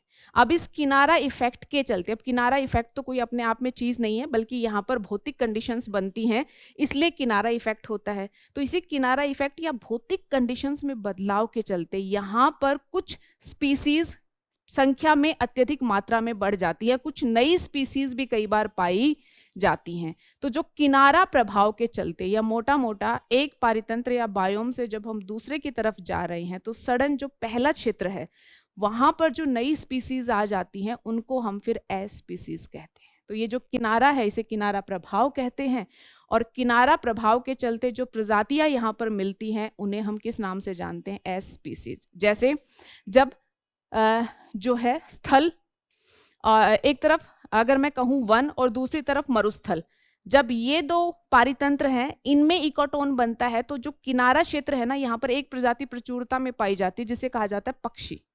आप देखोगे पक्षियों की संख्या यहाँ पर अत्यधिक बढ़ जाती है। तो ये है एस स्पीसीज। तो इकोटोन क्या था? दो पारितंत्रों के बीच जो पूरा क्षेत्र है संक्रमण का उसे हम इकोटोन कहते हैं। उस संक्रमण के क्षेत्र के जो दोनों तरफ किनारा है वो वहां पर कुछ अलग तरह की प्रजातियों का कंपोजिशन देखने को मिलता है। और वो कंपोजिशन क्यों होता है? किनारा प्रभाव के चलते। किनारा प्रभाव क्या है कि भौतिक दशाएं वहां पर बदल रही है, तो वो क्या हुआ? Age effect. ठीक है। और उस एज इफेक्ट के चलते वहां पर कई बार कुछ नई प्रजातियां या कुछ प्रजातियां जो आप देखोगे आसन समुदाय, ये जो इधर वाला पारितंत्र और इधर वाला था इसे हम आसन समुदाय कहते हैं, यहां पर वो प्रजातियां कम संख्या में थी, अचानक से जो किनारा वाला क्षेत्र है उसमें संख्या में अत्यधिक हो जाती हैं। और साथ ही इकोक्लाइन क्या था? एक से दूसरे में बदलना क्रमिक तौर पर, वही क्या है? इकोक्लाइन। अब आई थिंक जी अंतर जो परिभाषा होगी उससे स्पष्ट करेंगे। इकोक्लाइन तो ग्रेजुअली एक चीज दूसरे में बदल रही है उसे इकोक्लाइन कहते हैं, और बदल कर बीच में जो क्षेत्र बन गया उसे इकोटोन कहते हैं। इकोटोन तो मिलेगा, छोटा मिलेगा, कोई जरूरी नहीं इकोटोन बहुत बड़ा हो, क्योंकि ये इसलिए नहीं हो सकता। इनका कहना है कि कहीं ऐसा है कि इकोक्लाइन ना हो और इकोटोन हो। आप देखोगे कभी भी दो पारित, हाँ तो दोनों ही चीज नहीं पॉसिबल है। कारण क्या है कि जब एक पारितंत्र दूसरे में बदलेगा तब बीच में कुछ तो होगा, सडन कभी भी भौतिक कंडीशन बदल ही नहीं सकती। तो जब वो धीरे धीरे ही बदलेंगी तो इकोक्लाइन होगा और उसी का आउटकम तो इकोटोन होता है। ठीक है, चलिए आई थिंक इसमें एक टर्म नहीं है जो आप लोग लिख लीजिए, इकोटाइप।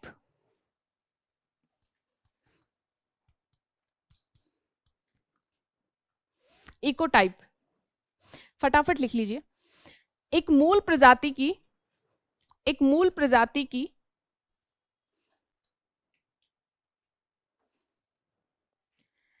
उस जनसंख्या को कहा जाता है,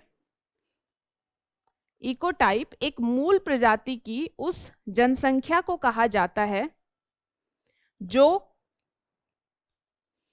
विभिन्न बाह्य दशाओं के परिणाम स्वरूप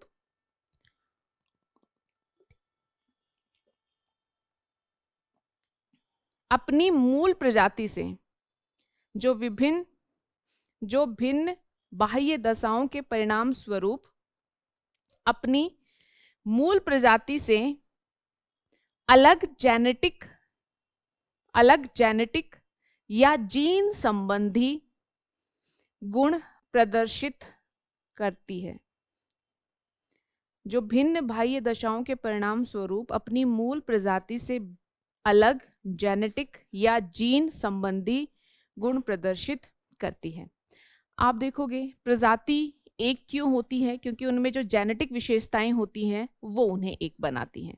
लेकिन कई बार होता क्या है कि कुछ प्रजातियां दूसरे क्षेत्र में चली गई, अब वहां का भौतिक पर्यावरण अलग है तो उसके थ्रू वो प्रभावित होती हैं और कुछ समय बाद उनमें जो मूल प्रजाति थी उससे अलग जेनेटिक विशेषताएं भी देखने को मिल जाती हैं। तो उसी के लिए टर्म यूज होती है इकोटाइप। पढ़िए क्या लिखा है कि मूल प्रजाति की उस जनसंख्या को, एक ये प्रजाति है मान लीजिए, है ना, इसका एक ये छोटा सा हिस्सा है, इसे हम इकोटाइप कहेंगे। कब कहेंगे? ये थी तो इस प्रजाति का हिस्सा, लेकिन ये वहां से बाहर चले गए जिसके चलते धीरे धीरे इनके जेनेटिक्स में भी बदलाव आ गया, तो इस प्रजाति को हम इकोटाइप कहेंगे कि है तो उस प्रजाति का हिस्सा लेकिन उसमें जो जेनेटिक व्यवस्था है उसमें भी बदलाव आ गया है। ये टर्म काफी पॉपुलर है। अच्छा, एक टर्म और भी यूज होती है जिसे अलग अलग लेवल होता है। देखो सबसे पहले एक टर्म लिख लीजिए सिर्फ, इकोफेन, ECOPHENE।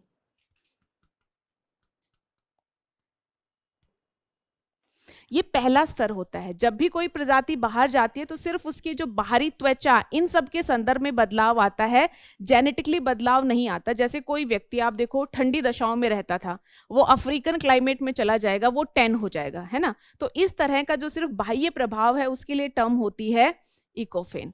अब जब ये प्रभाव और लंबे स्तर पर हो जाए, लंबे समय तक अगर जो है कोई व्यक्ति बाहर रहे और वहाँ की कंडीशंस में बहुत ज़्यादा वो इवॉल्व हो जाए और उसका जेनेटिक व्यवस्था भी बदल जाए, तो उसके लिए टर्म यूज होती है इकोटाइप। इसका भी एक अगला लेवल है जिसको इको स्पीसीज कहा जाता है।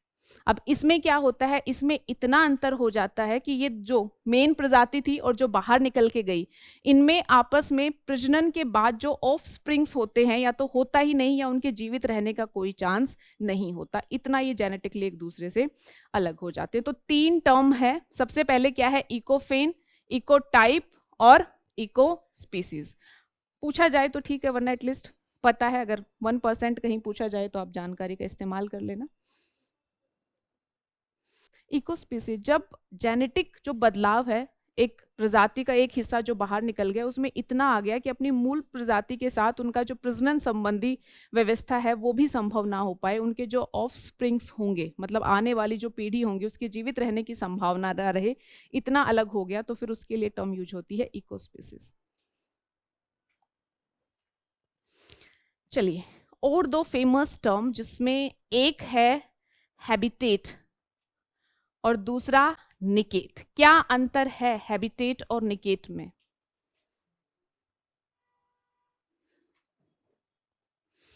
चलिए मैं लिखा है वो पढ़ूं एक बार, फिर बताती हूं। पारिस्थितिक निकेत किसी प्रजाति के उसके पारितंत्र या पर्यावास में विशेष कार्यात्मक भूमिका की बात करता है।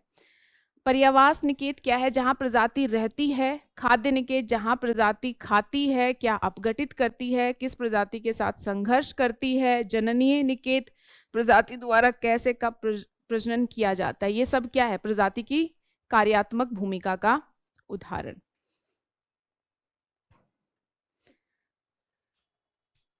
अगर हम प्रजातियों को उनके मूल पर्यावास में संरक्षित करना चाहते हैं तो हमें क्या पता होना चाहिए, प्रजातियों का जो निकेत है उसके बारे में पता होना चाहिए। चलिए अब आप मुझे बताएंगे पर्यावास क्या होता है। सजीवों का जो आवास है उसे पर्यावास, या इंग्लिश में आप बार बार एक टर्म सुनते ना हैबिटेट, तो वो उसके लिए यूज होती है। अब आपने बेसिक इकोलॉजी पढ़ी है तो जल्दी से मुझे बताएंगे कि हैबिटेट और निकेत में क्या डिफरेंस है।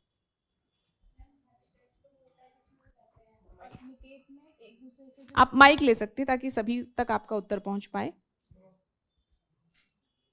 जी मैम, हैबिटेट तो वो होता है जिसमें वो रहते हैं, ठीक और है, निकेत होता है जिसमें एक दूसरे के साथ उनकी भूमिका होती है। बिल्कुल बिल्कुल ठीक है, काफी मतलब सही आपने बताया। हैबिटेट तो बेसिकली क्या है, उनका आवास स्थान है, ठीक है। निकेत जो टर्म यूज होती है उनके कार्यात्मक भूमिका या उनका फंक्शन क्या है उस पारितंत्र में, उसके लिए टर्म यूज होती है निकेत। जैसे बड़ी एक सिंपल लाइन है जो बहुत पॉपुलर है, हैबिटेट किसी भी प्रजाति का पता बताता है, एड्रेस बताता है, लेकिन निकेत उसका प्रोफेशन बताता है। जैसे कि यहाँ पर बताया गया है, प्रजातियों के संदर्भ में उनका प्रोफेशन क्या है, कहाँ वो रह रही हैं, इसके साथ साथ प्रजातियां क्या खाती हैं, किसे अपघटित करती हैं, किस तरह से उनके जो है जननीय संबंध आगे बढ़ते हैं, किस तरह से जो है वो विभिन्न तरह की जो भौतिक कंडीशंस हैं उनके समक्ष प्रतिक्रिया करती हैं। क्योंकि मनुष्य की तरह तो वो कोई प्रोफेशन करने जाती नहीं, तो प्रजातियों का प्रोफेशन यही होता है। तो जब हम प्रजातियों की कार्यात्मक भूमिका की बात करें कि आखिर उस पारितंत्र में उनका रोल क्या है, उनका फंक्शन क्या है, तो हम किसकी बात कर रहे होते हैं, निकेत की बात कर रहे होते हैं। और जब हम आवास क्या है प्रजातियों का उसकी बात करें तो हम किसकी बात कर रहे होते हैं, पर्यावास की बात कर रहे हो। आप देखोगे क्या एक पर्यावास में अलग अलग प्रजातियां रह सकती हैं, रह सकती हैं, क्योंकि पर्यावास तो आवास स्थल है। अच्छा, क्या एक ही निकेत एक से अधिक प्रजातियों का हो सकता है? नहीं हो सकता, क्योंकि पारितंत्र में आप देखोगे जो फंक्शनल रोल है वो हर स्पीसीज का अपना स्पेसिफिक रहता है। हो सकती हैं बिल्कुल, एक तरह की 2 स्पीसीज एक तरह का फंक्शनल रोल वाली हो सकती हैं, वो एग्जिस्ट भी करेंगी, लेकिन उनके बीच प्रतिस्पर्धा शुरू हो जाती है। और आप देखोगे कि एक दूसरे को जब तक प्रतिस्पर्धा में खत्म नहीं कर देती तब तक ये प्रतिस्पर्धा चलती रहती है। तो ये जो बेसिक से कंसेप्ट है ये है निकेत का, ठीक है। इसमें जो इंपॉर्टेंट चीजें हैं वो आप लोग अंडरलाइन कर लेते जी। निकेत एक्चुअली कोई जगह नहीं है। निकेत का कंसेप्ट क्या है कि वो क्या क्या कार्य कर रही हैं। जैसे मान लीजिए आप अगर एक प्रजाति हैं, अगर आप मतलब कोई भी एक प्रजाति है, वो एक ही तरह के जीव का भक्षण कर रहे हैं या उसका खाद्य श्रृंखला में आप कहोगे कि आप इस्तेमाल कर रहे हैं, तो आप में कंपटीशन शुरू हो जाता है। और उसको लेकर गोस का एक रूल है जो काफी फेमस है, जो बताता है कि अगर एक निकेत में या एक तरह की कार्यात्मक भूमिका वाली पारितंत्र में अगर दो प्रजातियां हैं तो उनमें कंपटीशन शुरू हो जाता है और तब तक चलता रहता है जब तक एक दूसरे को खत्म ना कर दे। ठीक है, चलिए अब पारितंत्र के कार्य क्या है ये थोड़ा सा सिंपल जी। हम्म हम्म अध्ययन किया था। इनका पूछना है कि जो हमने अभी चीता का जो है सारा व्यवस्था की, उनका पुनर्वास किया, तो क्या हमने अध्ययन किया था? तो अध्ययन में कहीं ना कुछ कमियां रही। दूसरा ये है कि प्रजातियों के व्यवहार के बारे में अभी तक हमारे पास पर्याप्त डेटा ही नहीं है। हमें सभी प्रजातियां किस स्पेसिफिक कंडीशन में किस तरह का व्यवहार करेंगे नहीं जानते। बहुत बड़ी लिमिटेशन है इकोसिस्टम के बारे में। अगर मैं ये कहूँ कि हम सभी प्रजातियों का निकेत जानते हैं कि क्या वो खा रही हैं, क्या क्या सब कर रही हैं, किस तरह का व्यवहार है, कब किस तरह के गुण प्रदर्शित कर रही है, तो हम गलत है, हम नहीं जानते। यही हमारी लिमिटेशन है। तो हमने लिमिटेड रिसर्च किया, उसके आधार पर पुनर्वास किया, फिर आगे हमें कुछ प्रॉब्लम्स भी आई। ठीक है, चलिए पारितंत्र के कार्य। पारितंत्र में क्या हो रहा है? खाद्य श्रृंखला के माध्यम से ऊर्जा का प्रवाह, ये सबसे जरूरी काम है, क्योंकि ऊर्जा का प्रवाह हो रहा है तभी पारितंत्र बना हुआ है। इसके बाद पोषक तत्वों का चक्रण होता है, जिसके लिए भू जैव रसायन चक्र टर्म यूज होती है। पारिस्थितिक अनुक्रमण होता है और समस्थापना या पुनर्भरण नियंत्रण तंत्र। थोड़ा सा ब्रीफली एक दो लाइन में आप मुझे बताएंगे, क्योंकि आगे हम डिटेल में चर्चा करेंगे। खाद्य श्रृंखला के माध्यम से ऊर्जा का प्रवाह क्या है?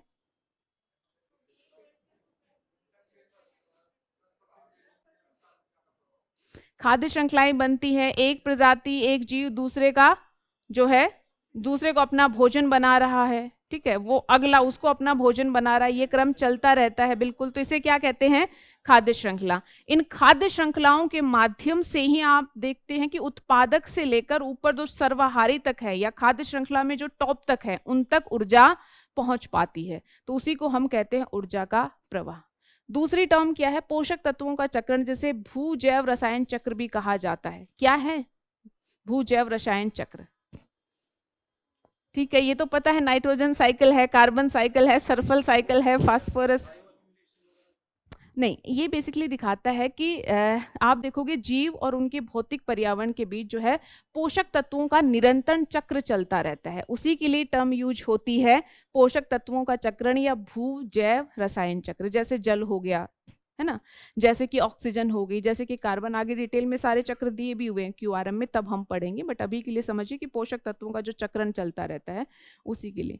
अच्छा, पारिस्थितिक अनुक्रमण क्या है? सक्सेशन क्या है? Ecological succession. ठीक है, हम क्या देखते हैं कि एक स्थान विशेष पर जो वहां पारिस्थितिकी है उसमें क्रमिक रूप से, जिसके लिए सिरे टर्म यूज होती है, क्रमिक रूप से विकास होता रहता है और इनिशियल से वो अंत तक चरम तक पहुंचती है। तो इसी के लिए जो टर्म यूज होती है अनुक्रमण, वो भी आगे डिटेल में दिया हुआ है। प्राइमरी सक्सेशन क्या है, सेकेंडरी क्या है, वो हम देखेंगे। आगे है जो शायद आपने पूछा था, समस्थापना, है ना, कि बैलेंस बनाए रखने के लिए हम क्या करते हैं। तो चलिए एक एक को डिस्कस करते हैं। सबसे पहले देखते हैं पारितंत्र में ऊर्जा का प्रवाह। ये कुछ यहाँ पर जो है इंपॉर्टेंट बातें दी गई हैं। सबसे पहले मैं वो बताती हूँ। पारितंत्र को विभिन्न स्रोतों से प्राप्त ऊर्जा और पोषक तत्वों के चक्रण द्वारा बनाए रखा जाता है। ऊर्जा का स्रोत क्या है? सूर्य। ठीक है, प्रकाश संश्लेषणात्मक सक्रिय विकिरण, जिसे PAR कहा जाता है, फोटोसिंथेटिकली एक्टिव रेडिएशन। यह प्रकाश संश्लेषण के लिए उपलब्ध प्रकाश की मात्रा है। ठीक है, यह केवल 2 से 10 पादप केवल 2 से 10% PR का ही प्रग्रहण कर पाते हैं और ऊर्जा की यही आंशिक मात्रा संपूर्ण विश्व का संपोषण करती है। PAR या फोटोसिंथेटिकली एक्टिव रेडिएशन क्या होती है? जो सूर्य से सारा विकिरण हमें प्राप्त होता है, क्या सबका इस्तेमाल पौधों द्वारा प्रकाश संश्लेषण की प्रक्रिया में किया जाता है, नहीं, बल्कि एक स्पेसिफिक वेवलेंथ होती है, वो क्या है, 400 से 700 नैनोमीटर। वही है जिसका इस्तेमाल पौधों द्वारा प्रकाश संश्लेषण की प्रक्रिया में किया जाता है। अब ये जो PAR है या 400 से 700 नैनोमीटर की वेवलेंथ वाला जो सूर्य का प्रकाश हमें प्राप्त हो रहा है, जो विकिरण हमें प्राप्त हो रही हैं, ये आप देखोगे टोटल सोलर जो रेडिएशन है उसके 50% से थोड़ा सा कम है। अभी मैं कुछ फैक्ट्स पूछूंगी आपसे, ध्यान देना, हर एक बात को सुनना है, CSET भी क्वालिफाई करना है, ठीक है। अब मैंने क्या बताया कि जो फोटोसिंथेटिकली एक्टिव रेडिएशन है उसका 2 से 10%, ये काफी ब्रॉडर रेंज रखी गई है, जो पौधों द्वारा इस्तेमाल किया जाता है। मतलब इतना है जो चाहे तो पादप इस्तेमाल कर सकते हैं, लेकिन उसमें से सिर्फ 2 से 10% का ही इस्तेमाल किया जाता है। तो अगर मैं आपसे ये कहूं कि कुल सोलर रेडिएशन का 1 से 5% ही पौधे प्रकाश संश्लेषण हेतु इस्तेमाल कर पाते हैं, तो क्या ये स्टेटमेंट सही है?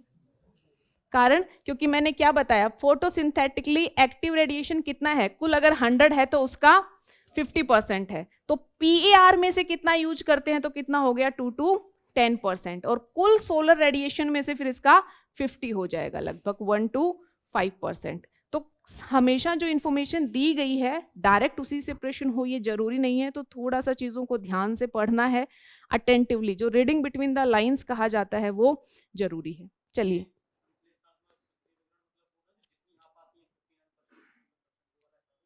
ये मतलब आप आती है नहीं, आप देखोगे हर वेवलेंथ का जो विकिरण हमें मिलती है वो हर उद्देश्य हेतु इस्तेमाल नहीं होती। तो जो स्पेसिफिकली 400 से 700 नैनोमीटर के बीच वेवलेंथ वाला जो प्राप्त होता है उसके लिए हम PR टर्म यूज करते हैं। चलिए फटाफट आगे बढ़ते हैं। पोषण स्तर क्या होता है? क्योंकि पोषण स्तर से बनती हैं खाद्य श्रृंखलाएं, तो पोषण स्तर क्या है?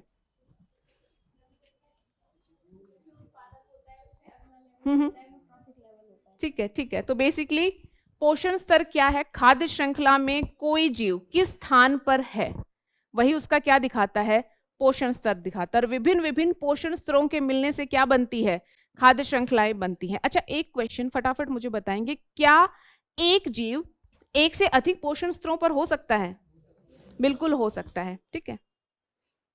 ये देखिए जो आप बता रही थी अभी, बिल्कुल सही आपने बताया कि सबसे पहले उत्पादक है, तो ये एक पोषण स्तर हुआ, फिर उपभोक्ता, फिर दूसरे उपभोक्ता, तीसरा। तो ये अलग अलग क्या है, ये एक पोषण स्तर, ये दूसरा, ये तीसरा, और इसी तरह से आगे। तो ये टर्म यूज होती है पोषण स्तर, कि कोई भी जीव खाद्य श्रृंखला में क्या स्थान होल्ड करके रखता है। यहाँ पर बहुत ही बेसिक इंफॉर्मेशन है, मेरे पढ़ाने की जरूरत नहीं है।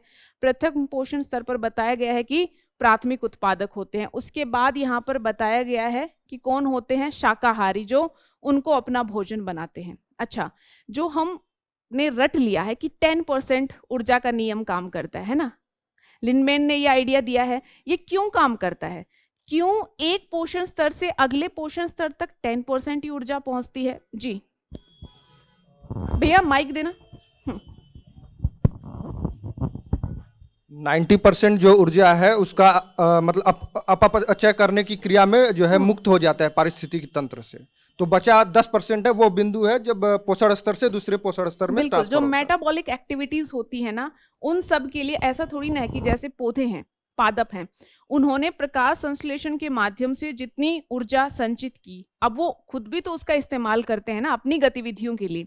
आगे फिर जो बचा हुआ है वो ट्रांसफर करते हैं आगे के लेवल पर। मान लीजिए आगे उपभोक्ता जो उन पर निर्भर है, उनके द्वारा भी आप देखोगे शरीर में रक्त परिसंचरण भी हो रहा है, आप सांस भी ले रहे हो, भोजन भी आपका पच रहा है। तो ये सारी क्रियाएं हैं जहां पर ऊर्जा यूज होती है, फिर अगले लेवल पर पहुंचती है।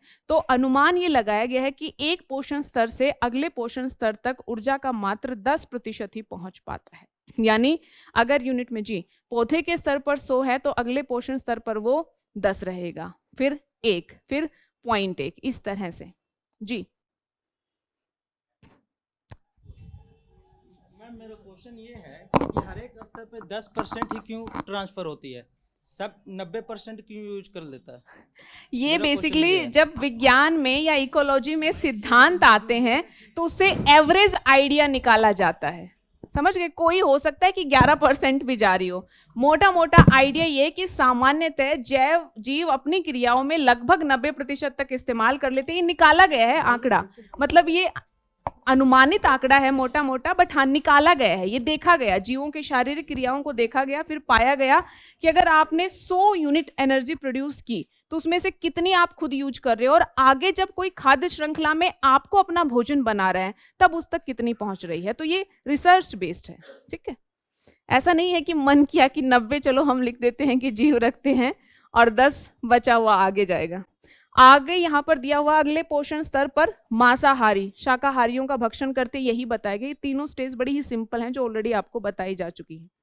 अब हम थोड़ा सा आते हैं खाद्य श्रृंखला पर। खाद्य श्रृंखला क्या है? जब विभिन्न पोषण स्तर जुड़ जाते हैं, या हम क्या देखते हैं, कौन जीव किसको अपना भोजन बना रहा है या किस पर ऊर्जा हेतु निर्भर है। जब इसका हम श्रृंखलाबद्ध ढंग से अध्ययन करें तो हम किसकी बात करते हैं? खाद्य श्रृंखला। तो किसी समुदाय में जीवित जीवों की क्रमिक व्यवस्था जिसमें ऊर्जा के स्थानांतरण हेतु एक जीव द्वारा दूसरे का उपभोग किया जाता है, ठीक है, और उपभोक्ता का अन्य जीव के द्वारा उपभोग कर लिया जाता है। तो ये जो क्रमिक व्यवस्था है ये क्या कहलाती है? आहार श्रृंखला।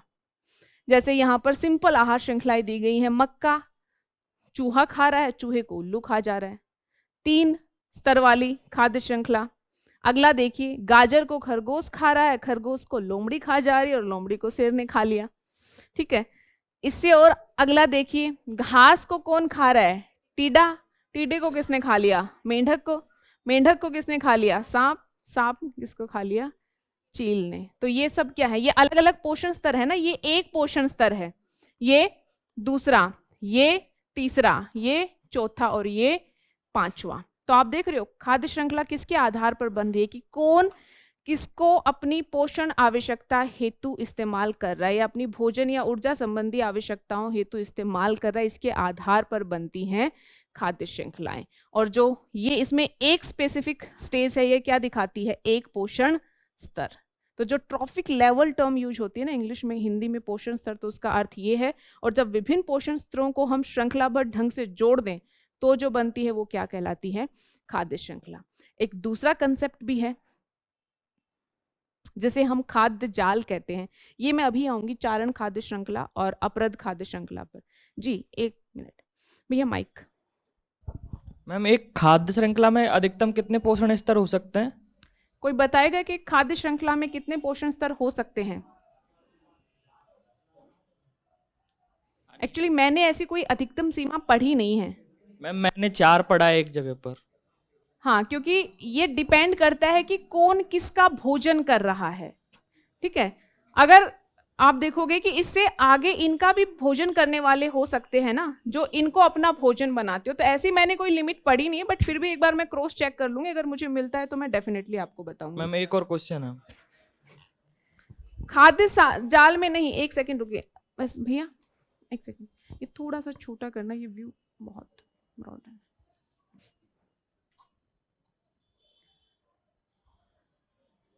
खाद्य जाल में पोषण स्तर बहुत ज्यादा नहीं होते हैं। खाद्य जाल में एक पोषण स्तर पर बहुत सारे जीव मिलते हैं जिनसे मिलकर जो है खाद्य जाल बनता है। ठीक है।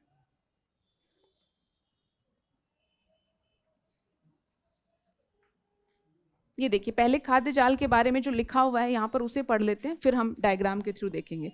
खाद्य जाल को परस्पर संबंध खाद्य श्रृंखलाओं के नेटवर्क, बहुत सारी खाद्य श्रृंखलाएं आपस में मिल गई तो क्या बन गया? खाद्य जाल बन गया। आप देखोगे कि खाद्य श्रृंखलाएं सिर्फ अध्ययन के स्तर पर काम करती हैं, वास्तव में इंडिपेंडेंटली कोई खाद्य श्रृंखला एग्जिस्ट करती ही नहीं है, बल्कि पारितंत्र में क्या होता है? खाद्य जाल की आपस में खाद्य श्रृंखलाएं जुड़ी हुई हैं। इतना क्लियरली नहीं, जैसे कि उसको ऐसा नहीं है कि मतलब टिड्डे को खाने का इंतजार किया जाएगा कि जो उसके सामने था वही खाएगा, ऐसा नहीं है, बल्कि जिसको और अवसर मिलता है, जो उसको अपना भोजन बना सकता है, वो बना लेते हैं। तो खाद्य श्रृंखलाएं जब आपस में जुड़ जाती हैं तो बनता है खाद्य जाल।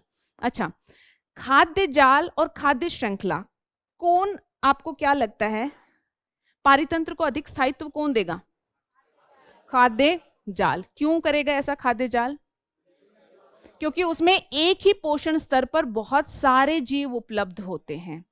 ये कारण है। जैसे पीछे मैं आपको दिखाती हूँ खाद्य श्रृंखला, जैसे अगर हम सिंपली कहें कि यही एक खाद्य श्रृंखला काम कर रही है, ये देखिए, ठीक है। अब इसमें से हमने मान लीजिए मेंढक को हटा दिया, या इसमें से हमने टिड्डा भी हटा दिया, ठीक है। तो अगर घास खाने वाला सांप नहीं है तो वो घास नहीं खाएगा, तो पूरा पारितंत्र ही रुक गया है ना यहाँ पर। अब इसका अस्तित्व भी संकट में चला जाएगा। लेकिन हम क्या देखते हैं, खाद्य जाल में यहाँ पर टिड्डा है तो और भी बहुत सारी स्पीसीज मिलेगी, यहाँ पर भी बहुत सारी स्पीसीज मिलेगी। अगर एक पर कोई संकट आ गया तो सांप यहाँ पर दूसरी को अपना भोजन बना सकता है। तो कंपैरेटिवली जो पारितंत्र है वो स्थायी बना रहेगा। इसलिए कहा जाता है कि खाद्य जाल जो है वो पारितंत्र को स्थायित्व देता है, क्योंकि उसमें प्रत्येक पोषण स्तर पर उपलब्ध जो प्रजातियां हैं उनकी विविधता अधिक होती है। आगे देखिए क्या लिखा हुआ है इसमें। किसी पारितंत्र में कोई खाद्य श्रृंखला अपना पृथक अस्तित्व नहीं बनाकर रख सकती। एक पारितंत्र में सभी परस्पर संबंधित तथा अति व्यापित खाद्य श्रृंखलाएं ही खाद्य जाल का सृजन करती हैं, आपस में जुड़ी होती हैं, ओवरलैप करती हैं, और उसी से जो है फूड वेब या खाद्य जाल बनता है। अब अगला इसमें यही बताया गया है कि एकल पारिस्थितिक तंत्र में आहार जाल में सभी आहार श्रृंखलाएं समाविष्ट होती हैं, ठीक है। किसी भी पारिस्थितिक तंत्र में प्रत्येक सजीव अनेक आहार श्रृंखलाओं को, जो मैंने अभी आपको बताया कि एक जीव ऐसा नहीं कि सिर्फ एक ही आहार श्रृंखला का हिस्सा रहेगा, वो बहुत सारी आहार श्रृंखलाओं का हिस्सा होता है। दूसरा, एक पोषण स्तर पर जब हम खाद्य श्रृंखला पढ़ रहे हैं तो एक ही जीव पढ़ रहे हैं, लेकिन फूड वेब में आप देखोगे कि हो सकता है उसी पोषण स्तर पर बहुत सारे जीव भी हो। और अगला यही, चारण खाद्य श्रृंखला में पोषण स्तरों की संख्या सीमित होती है। क्यों? क्योंकि इसमें 10% का नियम फॉलो होता है, जो आपका क्वेश्चन था। जहां पर जाकर एनर्जी 0 हो जाएगी वहां पर जाकर जो पोषण स्तर है वो समाप्त हो जाएंगे, उससे ज्यादा फिर वो खाद्य श्रृंखला नहीं बढ़ेगी। तो चलिए अब डायग्राम देखते हैं। ये देखिए इसमें यही दिखाया गया है ना, आप देखोगे यहाँ पर स्वपोषी हैं, इनको अपना भोजन तितली भी, टिड्डा भी बना रहा है। इधर यहाँ पर आम है, इनको मधुमक्खी भी खा रही है।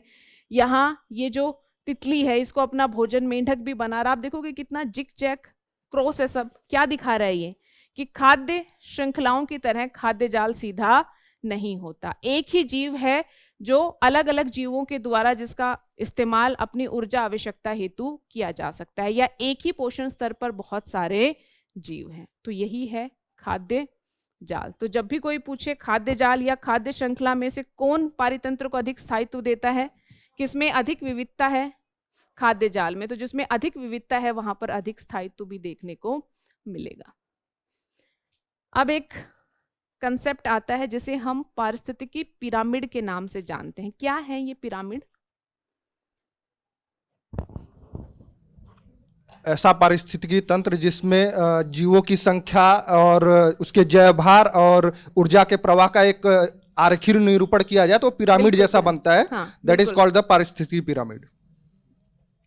एकदम सही आपने बताया कि जब पारितंत्र में जो जैव भार है, जीवों की संख्या है, या जो ऊर्जा का प्रवाह है, उसका हम आरेख की तरह अगर अध्ययन करें तो हम देखते हैं कि उसमें पिरामिड जैसी स्थिति बनती है।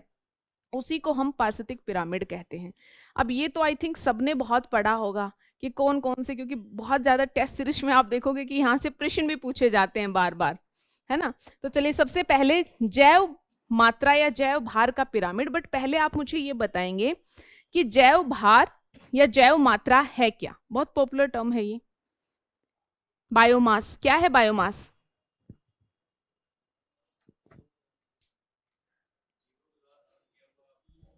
उनका जो मतलब मास है, ठीक है, ठीक है। सी जैव भार या बायोमास का अध्ययन हम कैसे करते हैं, गणना कैसे करते हैं? जैसे मान लीजिए एक क्षेत्र है, एक इकाई क्षेत्र है, एक स्पेसिफिक टाइम पॉइंट पर यहाँ पर जो जीव हैं उन जीवों का जो मास है, जो वॉल्यूम है, या उनमें जो पदार्थ की मात्रा है, वो क्या कहलाता है? उनका जैव भार। अब एक होता है शुष्क जैव भार और एक होता है आर्द्र जैव भार। तो अगर जो जीवों में पदार्थों की मात्रा है उसमें से हम जल को माइनस कर दें तो क्या हो गया? शुष्क जैव भार। और सामान्यतः अध्ययन के लिए अब जो है शुष्क या ओवरऑल जैव भार भी इस्तेमाल किया जाता है, बट तुलनात्मक रूप से अधिक जो इस्तेमाल किया जाता है उसे हम क्या कहते हैं? शुष्क जैव भार। ठीक है, यानी उसमें हम आइडिया लगा लेते हैं कि सजीव है उनमें कितनी जल की मात्रा है, अनुमान से उसे हटा दिया जैव भार में से, तो जो हमारे सामने बचता है वो शुष्क जैव भार है। जैसे सिंपल एग्जांपल, ये क्षेत्र है, यहाँ पर अगर हमने वृक्ष उगाए हुए हैं, पादप ही हैं, मान लीजिए एक बार के लिए हम समझने के लिए जंतुओं को हटा देते हैं, तो यहाँ पर जो इस प्रति इकाई क्षेत्र में आज के दिन में अगर कहूँ तो जितने पादप हैं उनका जो भार है वही जैव भार है। अब पादप में सामान्यतः कितना वाटर होता है, उनके भार में अगर हम उसे हटा दें तो क्या हो गया, वो शुष्क जैव भार। तो ये बहुत सिंपल सी टर्म है। अब चलिए, जैव मात्रा यानी ये जो जैव भार है ये कैसे पिरामिड शेप लेता है, उसको लेकर है जैव मात्रा का पिरामिड। अब जैव मात्रा या बायोमास का पिरामिड प्रत्येक पोषण स्तर पर प्रति इकाई क्षेत्र में उपस्थित बायोमास की मात्रा को दर्शाता है। जैसे कि अगर इस तरह से हम पिरामिड बना रहे हैं तो इस पोषण स्तर पर बायोमास कितना है, इस पोषण स्तर पर कितना है, इस पोषण स्तर पर कितना है, इस पर कितना है। तो अगर अलग अलग पोषण स्तर पर हम ये देखें कि बायोमास कितना है तो हम किसकी बात कर रहे होते हैं, बायोमास आधारित पिरामिड की बात कर रहे होते हैं। ठीक है, अब इसमें पोषण स्तर के आधार पर उत्पादकों तथा शीर्ष पर चरम स्तर के मांसाहारियों को रखा जाता है। बेस में क्या होते हैं, उत्पादक, और उसके बाद हम आगे बढ़ते चले जाते हैं। अच्छा, इसमें एक दो इंपॉर्टेंट टर्म और दी गई है इससे पहले कि मैं आपको पिरामिड दिखाऊं। ये देखिए, एक विशिष्ट समय पर प्रत्येक पोषण स्तर पर जीवित पदार्थों की एक विशिष्ट मात्रा होती है जिसे स्थिति शस्य या स्टैंडिंग क्रॉप कहा जाता है। एक पर्टिकुलर पॉइंट ऑफ टाइम में इस पोषण स्तर पर कितना जैव भार है, इस पोषण स्तर पर कितना जैव भार। अगर हम अलग अलग पोषण स्तर पर जैव भार का अध्ययन करें तो हम किसकी बात करते हैं, शस्य या स्टैंडिंग क्रॉप की। कि एक विशिष्ट समय पर प्रत्येक पोषण स्तर पर जीवित पदार्थों में की जितनी विशिष्ट मात्रा है, इस पोषण स्तर पर कितने जीवित पदार्थ, अगर उनका जैव भार का हम अध्ययन कर रहे हैं तो मतलब हम क्या टर्म यूज करेंगे, स्टैंडिंग क्रॉप। एक और टर्म यूज होती है, साइड में लिखिए, जिसे हम कहते हैं स्टैंडिंग स्टेटस। ये दो टर्म्स बड़ा कंफ्यूज करती हैं।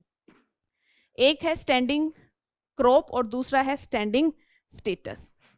अब जहां क्रॉप एक पोषण स्तर पर जो जीवित जीव हैं उनके जैव पदार्थ की बात करती है, वहीं पर आप देखोगे स्टैंडिंग स्टेटस किसकी बात करती है कि एक समय में जो पोषक तत्व हैं मृदा में, है ना, उनको हम देखें एक पॉइंट ऑफ टाइम में मृदा में जो पोषक तत्व हैं उनको हम देखें तो उसके लिए टर्म क्या यूज होती है, स्टैंडिंग स्टेटस। तो ये बड़ी ही टर्म कई बार क्वेश्चंस में पूछी जाती है, स्टैंडिंग क्रॉप, स्टैंडिंग स्टेटस। तो आपको पता चला जब जीवित पदार्थों की मात्रा की हम बात करें तो स्टैंडिंग क्रॉप की बात करें, और अजीविक घटक या पोषक तत्वों की अगर हम बात करें तो हम किसकी बात करते हैं, स्टैंडिंग स्टेटस टर्म यूज होती है। ठीक है, तो यही थोड़ा कॉम्प्लिकेटेड था, बाकी तो आपको पता है जीव भार। और जीव भार के संदर्भ में जब हम उत्पादकों से अंतिम उपभोक्ता तक पहुंच रहे हैं तो किस तरह की शेप बन रही है, तो हम देखते हैं कि पिरामिड तरह की शेप बनती है। अब कैसा कैसा पिरामिड जैव भार का संभव है, ये बहुत ही स्टैंडर्ड चीजें हैं। सीधा पिरामिड बन सकता है, दिया हुआ है आगे देखिए। देखिए स्थलीय पारितंत्र में सबसे नीचे है उत्पादक, यहां पर जैव भार कितना है, 1000 किलोग्राम। उसके बाद शाकाहारी 100 किलोग्राम, उसके बाद 10 किलोग्राम, उसके बाद 1 किलोग्राम। मतलब हम इस एग्जाम्पल में क्या देख रहे हैं, जैसे हम नीचे से ऊपर की तरफ जा रहे हैं जैव भार कम हो रहा है। अच्छा, जैव भार का पिरामिड उल्टा भी हो सकता है क्या, ये कहां पर हमें मिलता है, जलीय पारितंत्र, तालाब इत्यादि में। क्यों ऐसा होता है, इसका कारण है, ऐसे नहीं हो जाता। अब जब कोई भी पारितंत्र आपको दिया गया हो उसकी विशेषताएं देखना। आप देखोगे कि जलीय पारितंत्र में उत्पादक होते हैं प्लवक इत्यादि, ठीक है, उनका जैव भार तुलनात्मक रूप से कम होता है। किसकी तुलना में, उस पर जो निर्भर मछलियां इत्यादि होती हैं उनकी तुलना में। अच्छा, छोटी मछलियों के ऊपर जो निर्भर बड़ी मछलियां होती हैं उनका जैव भार और भी अधिक होता है क्योंकि वो आकार में बड़ी रहती हैं। तो इसलिए हम देखते हैं कि जलीय पारितंत्र में जो उत्पादक हैं वो सबसे कम जैव भार वाले होते हैं, और जैसे ही हम नीचे से ऊपर की तरफ चढ़ते चले जाते हैं ये जैव भार जो है वो बढ़ता चला जाता है। तो ये बड़े ही स्टैंडर्ड से क्वेश्चन होते हैं कि जैव भार का पिरामिड कैसा हो सकता है, सीधा या उल्टा ही होगा।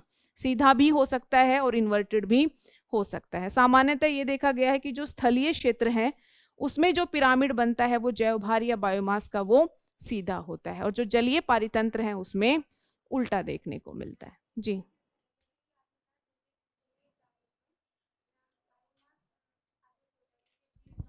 हम्म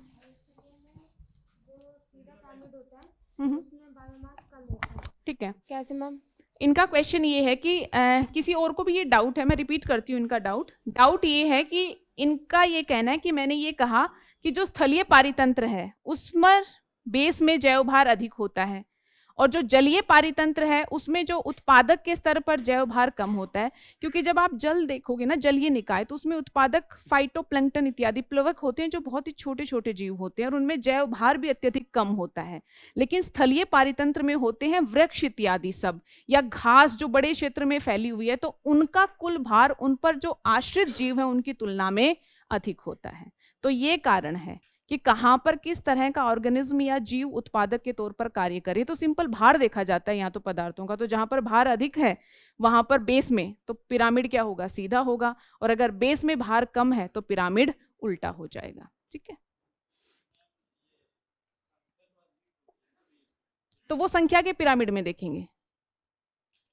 अलग अलग तरह के पिरामिड है ना, एक तो बायोमास का पिरामिड हम पढ़ते हैं, दूसरा हम संख्या का पिरामिड पढ़ते हैं, और तीसरा हम ऊर्जा का पिरामिड पढ़ते हैं। संख्या के पिरामिड में क्या होता है, हाँ, इसमें हम क्या देखते हैं कि एक पोषण स्तर से दूसरे पोषण स्तर पर संख्या किस तरह से प्रभावित हो रही है। अगर हम ये देखें, यही सारी चीजें यहाँ पर लिखी हुई हैं कि जो नीचे का पोषण स्तर है ना, उस पर उत्पादकों की जो संख्या है वो सर्वाधिक है, तो क्या होगा, सीधा पिरामिड, बेस चौड़ा ऊपर संकुचित। और अगर इसके उल्टा है कि नीचे जो उत्पादक हैं वो संख्या में कम है और उस पर जो आश्रित जीव हैं वो संख्या में अधिक हैं, तो पिरामिड कैसा होगा, उल्टा होगा। जैसे इसका एग्जाम्पल देखिए कि जबकि चरम स्तर के शाकाहारी ये दिया हुआ है, उदाहरण के लिए जलीय पारितंत्र और घास भूमि क्षेत्रों में प्रति इकाई क्षेत्र में बड़ी संख्या में स्वपोषी जीव होते हैं, है ना। तो जो आप घास पारितंत्र का एग्जाम्पल देखोगे तो जितनी संख्या में घास है उसके ऊपर आश्रित जीव उसकी संख्या में कम होते हैं, तो यहाँ पर पिरामिड क्या हो गया, सीधा हो गया।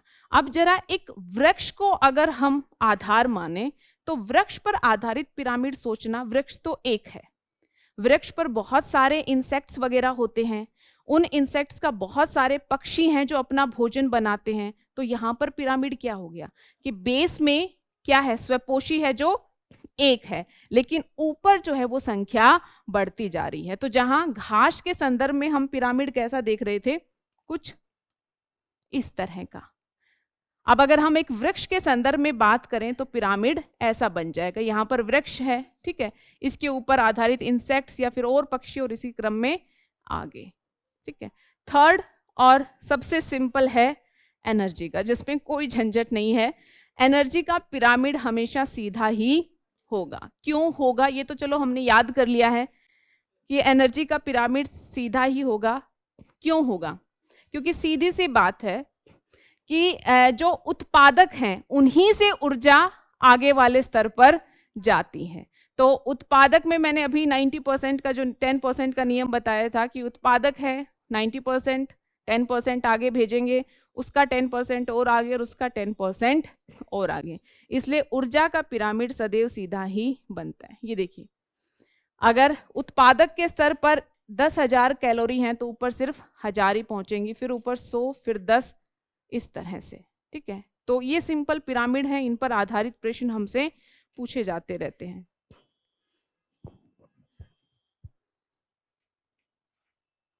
यहाँ पर कुछ अच्छी टर्म्स हैं पारिस्थितिक उत्पादकता के संदर्भ में। आपने कुछ टर्म्स सुनी होंगी, जिसे सकल प्राथमिक उत्पादन कहा जाता है या जिसे निवल प्राथमिक उत्पादन कहा जाता है। इनका अर्थ किसी को मालूम है क्या होता है? चलिए ठीक है, मुझे पता है आपको मालूम है, मैं बता देती हूँ, ठीक है। सबसे पहले मोटा मोटा जब हम पारिस्थितिक उत्पादकता की बात करते हैं, इकोलॉजी की प्रोडक्टिविटी की बात करते हैं, तो हम किसकी बात करते हैं? क्या सिर्फ जो स्वपोषी हैं हम सिर्फ उनकी उत्पादकता की बात करते हैं? नहीं, बल्कि आप देखोगे, इसलिए कंफ्यूज नहीं होना है। जब भी टर्म लिबरल वे से इकोलॉजी की उत्पादकता या पारिस्थितिकी उत्पादकता यूज हो तो एकदम आपको क्लियर होना चाहिए कि यहाँ पर हम खुद को लिमिट नहीं कर रहे हैं। यहाँ पर जो है सिर्फ हम जो स्वपोषी हैं उनकी उत्पादकता तक सीमित नहीं है, बल्कि आप देखोगे हर एक पोषण स्तर पर जो जीव या प्रजातियां पाई जाती हैं वो उत्पादन में कुछ ना कुछ योगदान दे ही रही हैं। जैसे अभी मैंने आपको ये ऊर्जा पिरामिड दिखाया था, ये देखिए। अब मान लीजिए कि यहाँ स्वपोषी ने 10,000 कैलोरी निर्मित की, लेकिन आगे 1000 पहुंची। अब इस पोषण स्तर पर जो जीव थे इन्होंने भी तो कुछ उत्पादन किया, तभी तो आगे 100 कैलोरी पहुंची। तो जब पारिस्थितिक उत्पादकता की बात होती है तो ये ब्रॉडर टर्म है, हर एक पोषण स्तर पर प्रजातियों का जो योगदान है वो इसमें काउंट होता है। जैसे अभी मैं पढ़ के बताती हूँ। पारिस्थितिक उत्पादकता से आशय पादपों द्वारा सौर ऊर्जा के प्राथमिक स्थिरीकरण, सबसे पहले तो पादप सौर ऊर्जा को फिक्स कर रहे हैं, तथा इसके पश्चात क्रमिक रूप से पादपों को खाने वाले शाकभक्षी, जानवरों को खाने वाले मांसभक्षी एवं मृत जैव भार से भोजन प्राप्त करने वाले अप्रधारी द्वारा उस ऊर्जा का उपयोग करना है। अप्रधारी क्या होते हैं? अपघटक, ठीक है, तो कंफ्यूज नहीं होना है टर्म से। अच्छा, अब इसके बाद थोड़ा सा स्पेसिफिक पारिस्थितिक उत्पादकता हो गई कि पूरे पारितंत्र के संदर्भ में जहां जहां जो भी उत्पादन में योगदान दे रहा है। अब ये टर्म काफी पॉपुलर है जिसे हम सकल प्राथमिक उत्पादकता के नाम से जानते हैं। सकल प्राथमिक उत्पादकता क्या है? ऊर्जा की वह मात्रा जो पादपों द्वारा स्थिरीकरण किया जाता है, यानी फर्स्ट लेवल पर जो 10,000 कैलोरी दिखाई थी ना मैंने अभी डायग्राम में, वो उतनी ऊर्जा की मात्रा पादपों द्वारा जो है स्थिर की गई, तो वो क्या है? सकल प्राथमिक उत्पादन। अब क्या ये जो स्वपोषी हैं या जो उत्पादक हैं संपूर्ण ऊर्जा को अगले स्तर तक भेज रहे हैं? नहीं ना, 10% का नियम काम कर रहा है। अधिकांश ऊर्जा का वो कहाँ अपनी श्वसन इत्यादि जैसी जो गतिविधियां हैं उनमें इस्तेमाल कर ले रहे हैं। तो मान लीजिए कि यहाँ पर पादपों के स्तर पर ऊर्जा कितनी स्थिर हुई? 100 कैलोरी। इसमें से 90 कैलोरी का इन्होंने इस्तेमाल कर लिया, तो अगले स्तर पर जो पहुंच रही है उसी को हम निविल प्राथमिक उत्पादकता कहते हैं। कि मैंने पौधे हैं उन्होंने उत्पादन तो किया लेकिन उसके बाद खुद भी तो यूज कर लिया, तो अगले लेवल के लिए जितनी ऊर्जा वो उपलब्ध करवाएंगे वो क्या कहलाती है?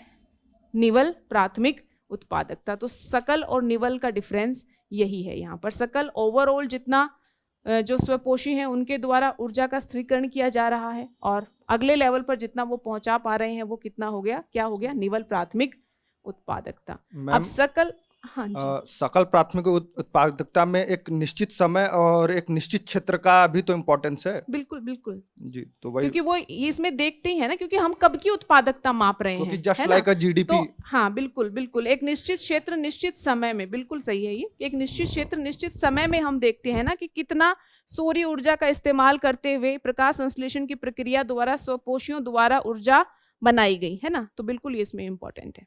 अच्छा, सकल एवं निवल द्वितीय उत्पादकता शाकाहारी जंतु। अच्छा, आप देखो कि उत्पादकता सिर्फ प्राथमिक ही नहीं होती, अब ये द्वितीयक भी हो सकती है, अगले चरण पे भी जा सकती है। द्वितीयक किसे कहते हैं? जब शाक भक्षी जंतुओं को, और शाक भक्षी जो जंतु हैं उन्होंने जो उत्पादन किया, खुद कुछ कंज्यूम किया, अगले लेवल तक उन्होंने कुछ पहुंचाया, तो उसे हम क्या कहते हैं? द्वितीय उत्पादकता। और शाक भक्षियों को अपना भोजन बनाने वालों ने जो ऊर्जा मेंटेन की, आगे पहुंचाया, उसे हम क्या कहते हैं? तृतीय उत्पादक। तो अगर कई बार आप ये टर्म सुने ना कि प्राथमिक उत्पादक, द्वितीयक उत्पादक, तृतीयक उत्पादक, तो कंफ्यूज नहीं होना है, क्योंकि ये हमें कंफ्यूज करता है कि हमने तो उत्पादक एक ही पढ़ा था जो स्वपोषी होते हैं, तो ये कौन से हो गए? तो आप देखोगे जब ये कंसेप्ट क्लियर होगा ना पारिस्थितिक उत्पादकता की, पारिस्थितिक तंत्र में हर पोषण स्तर पर जो जीव है वो कुछ ना कुछ उत्पादन कर रहे हैं, क्योंकि वो अगले स्तर के लिए कुछ ना कुछ भेज रहे हैं, वही उनकी उत्पादकता है। तो उस रेफरेंस में हम टर्म यूज करते हैं प्राथमिक, द्वितीयक और तृतीयक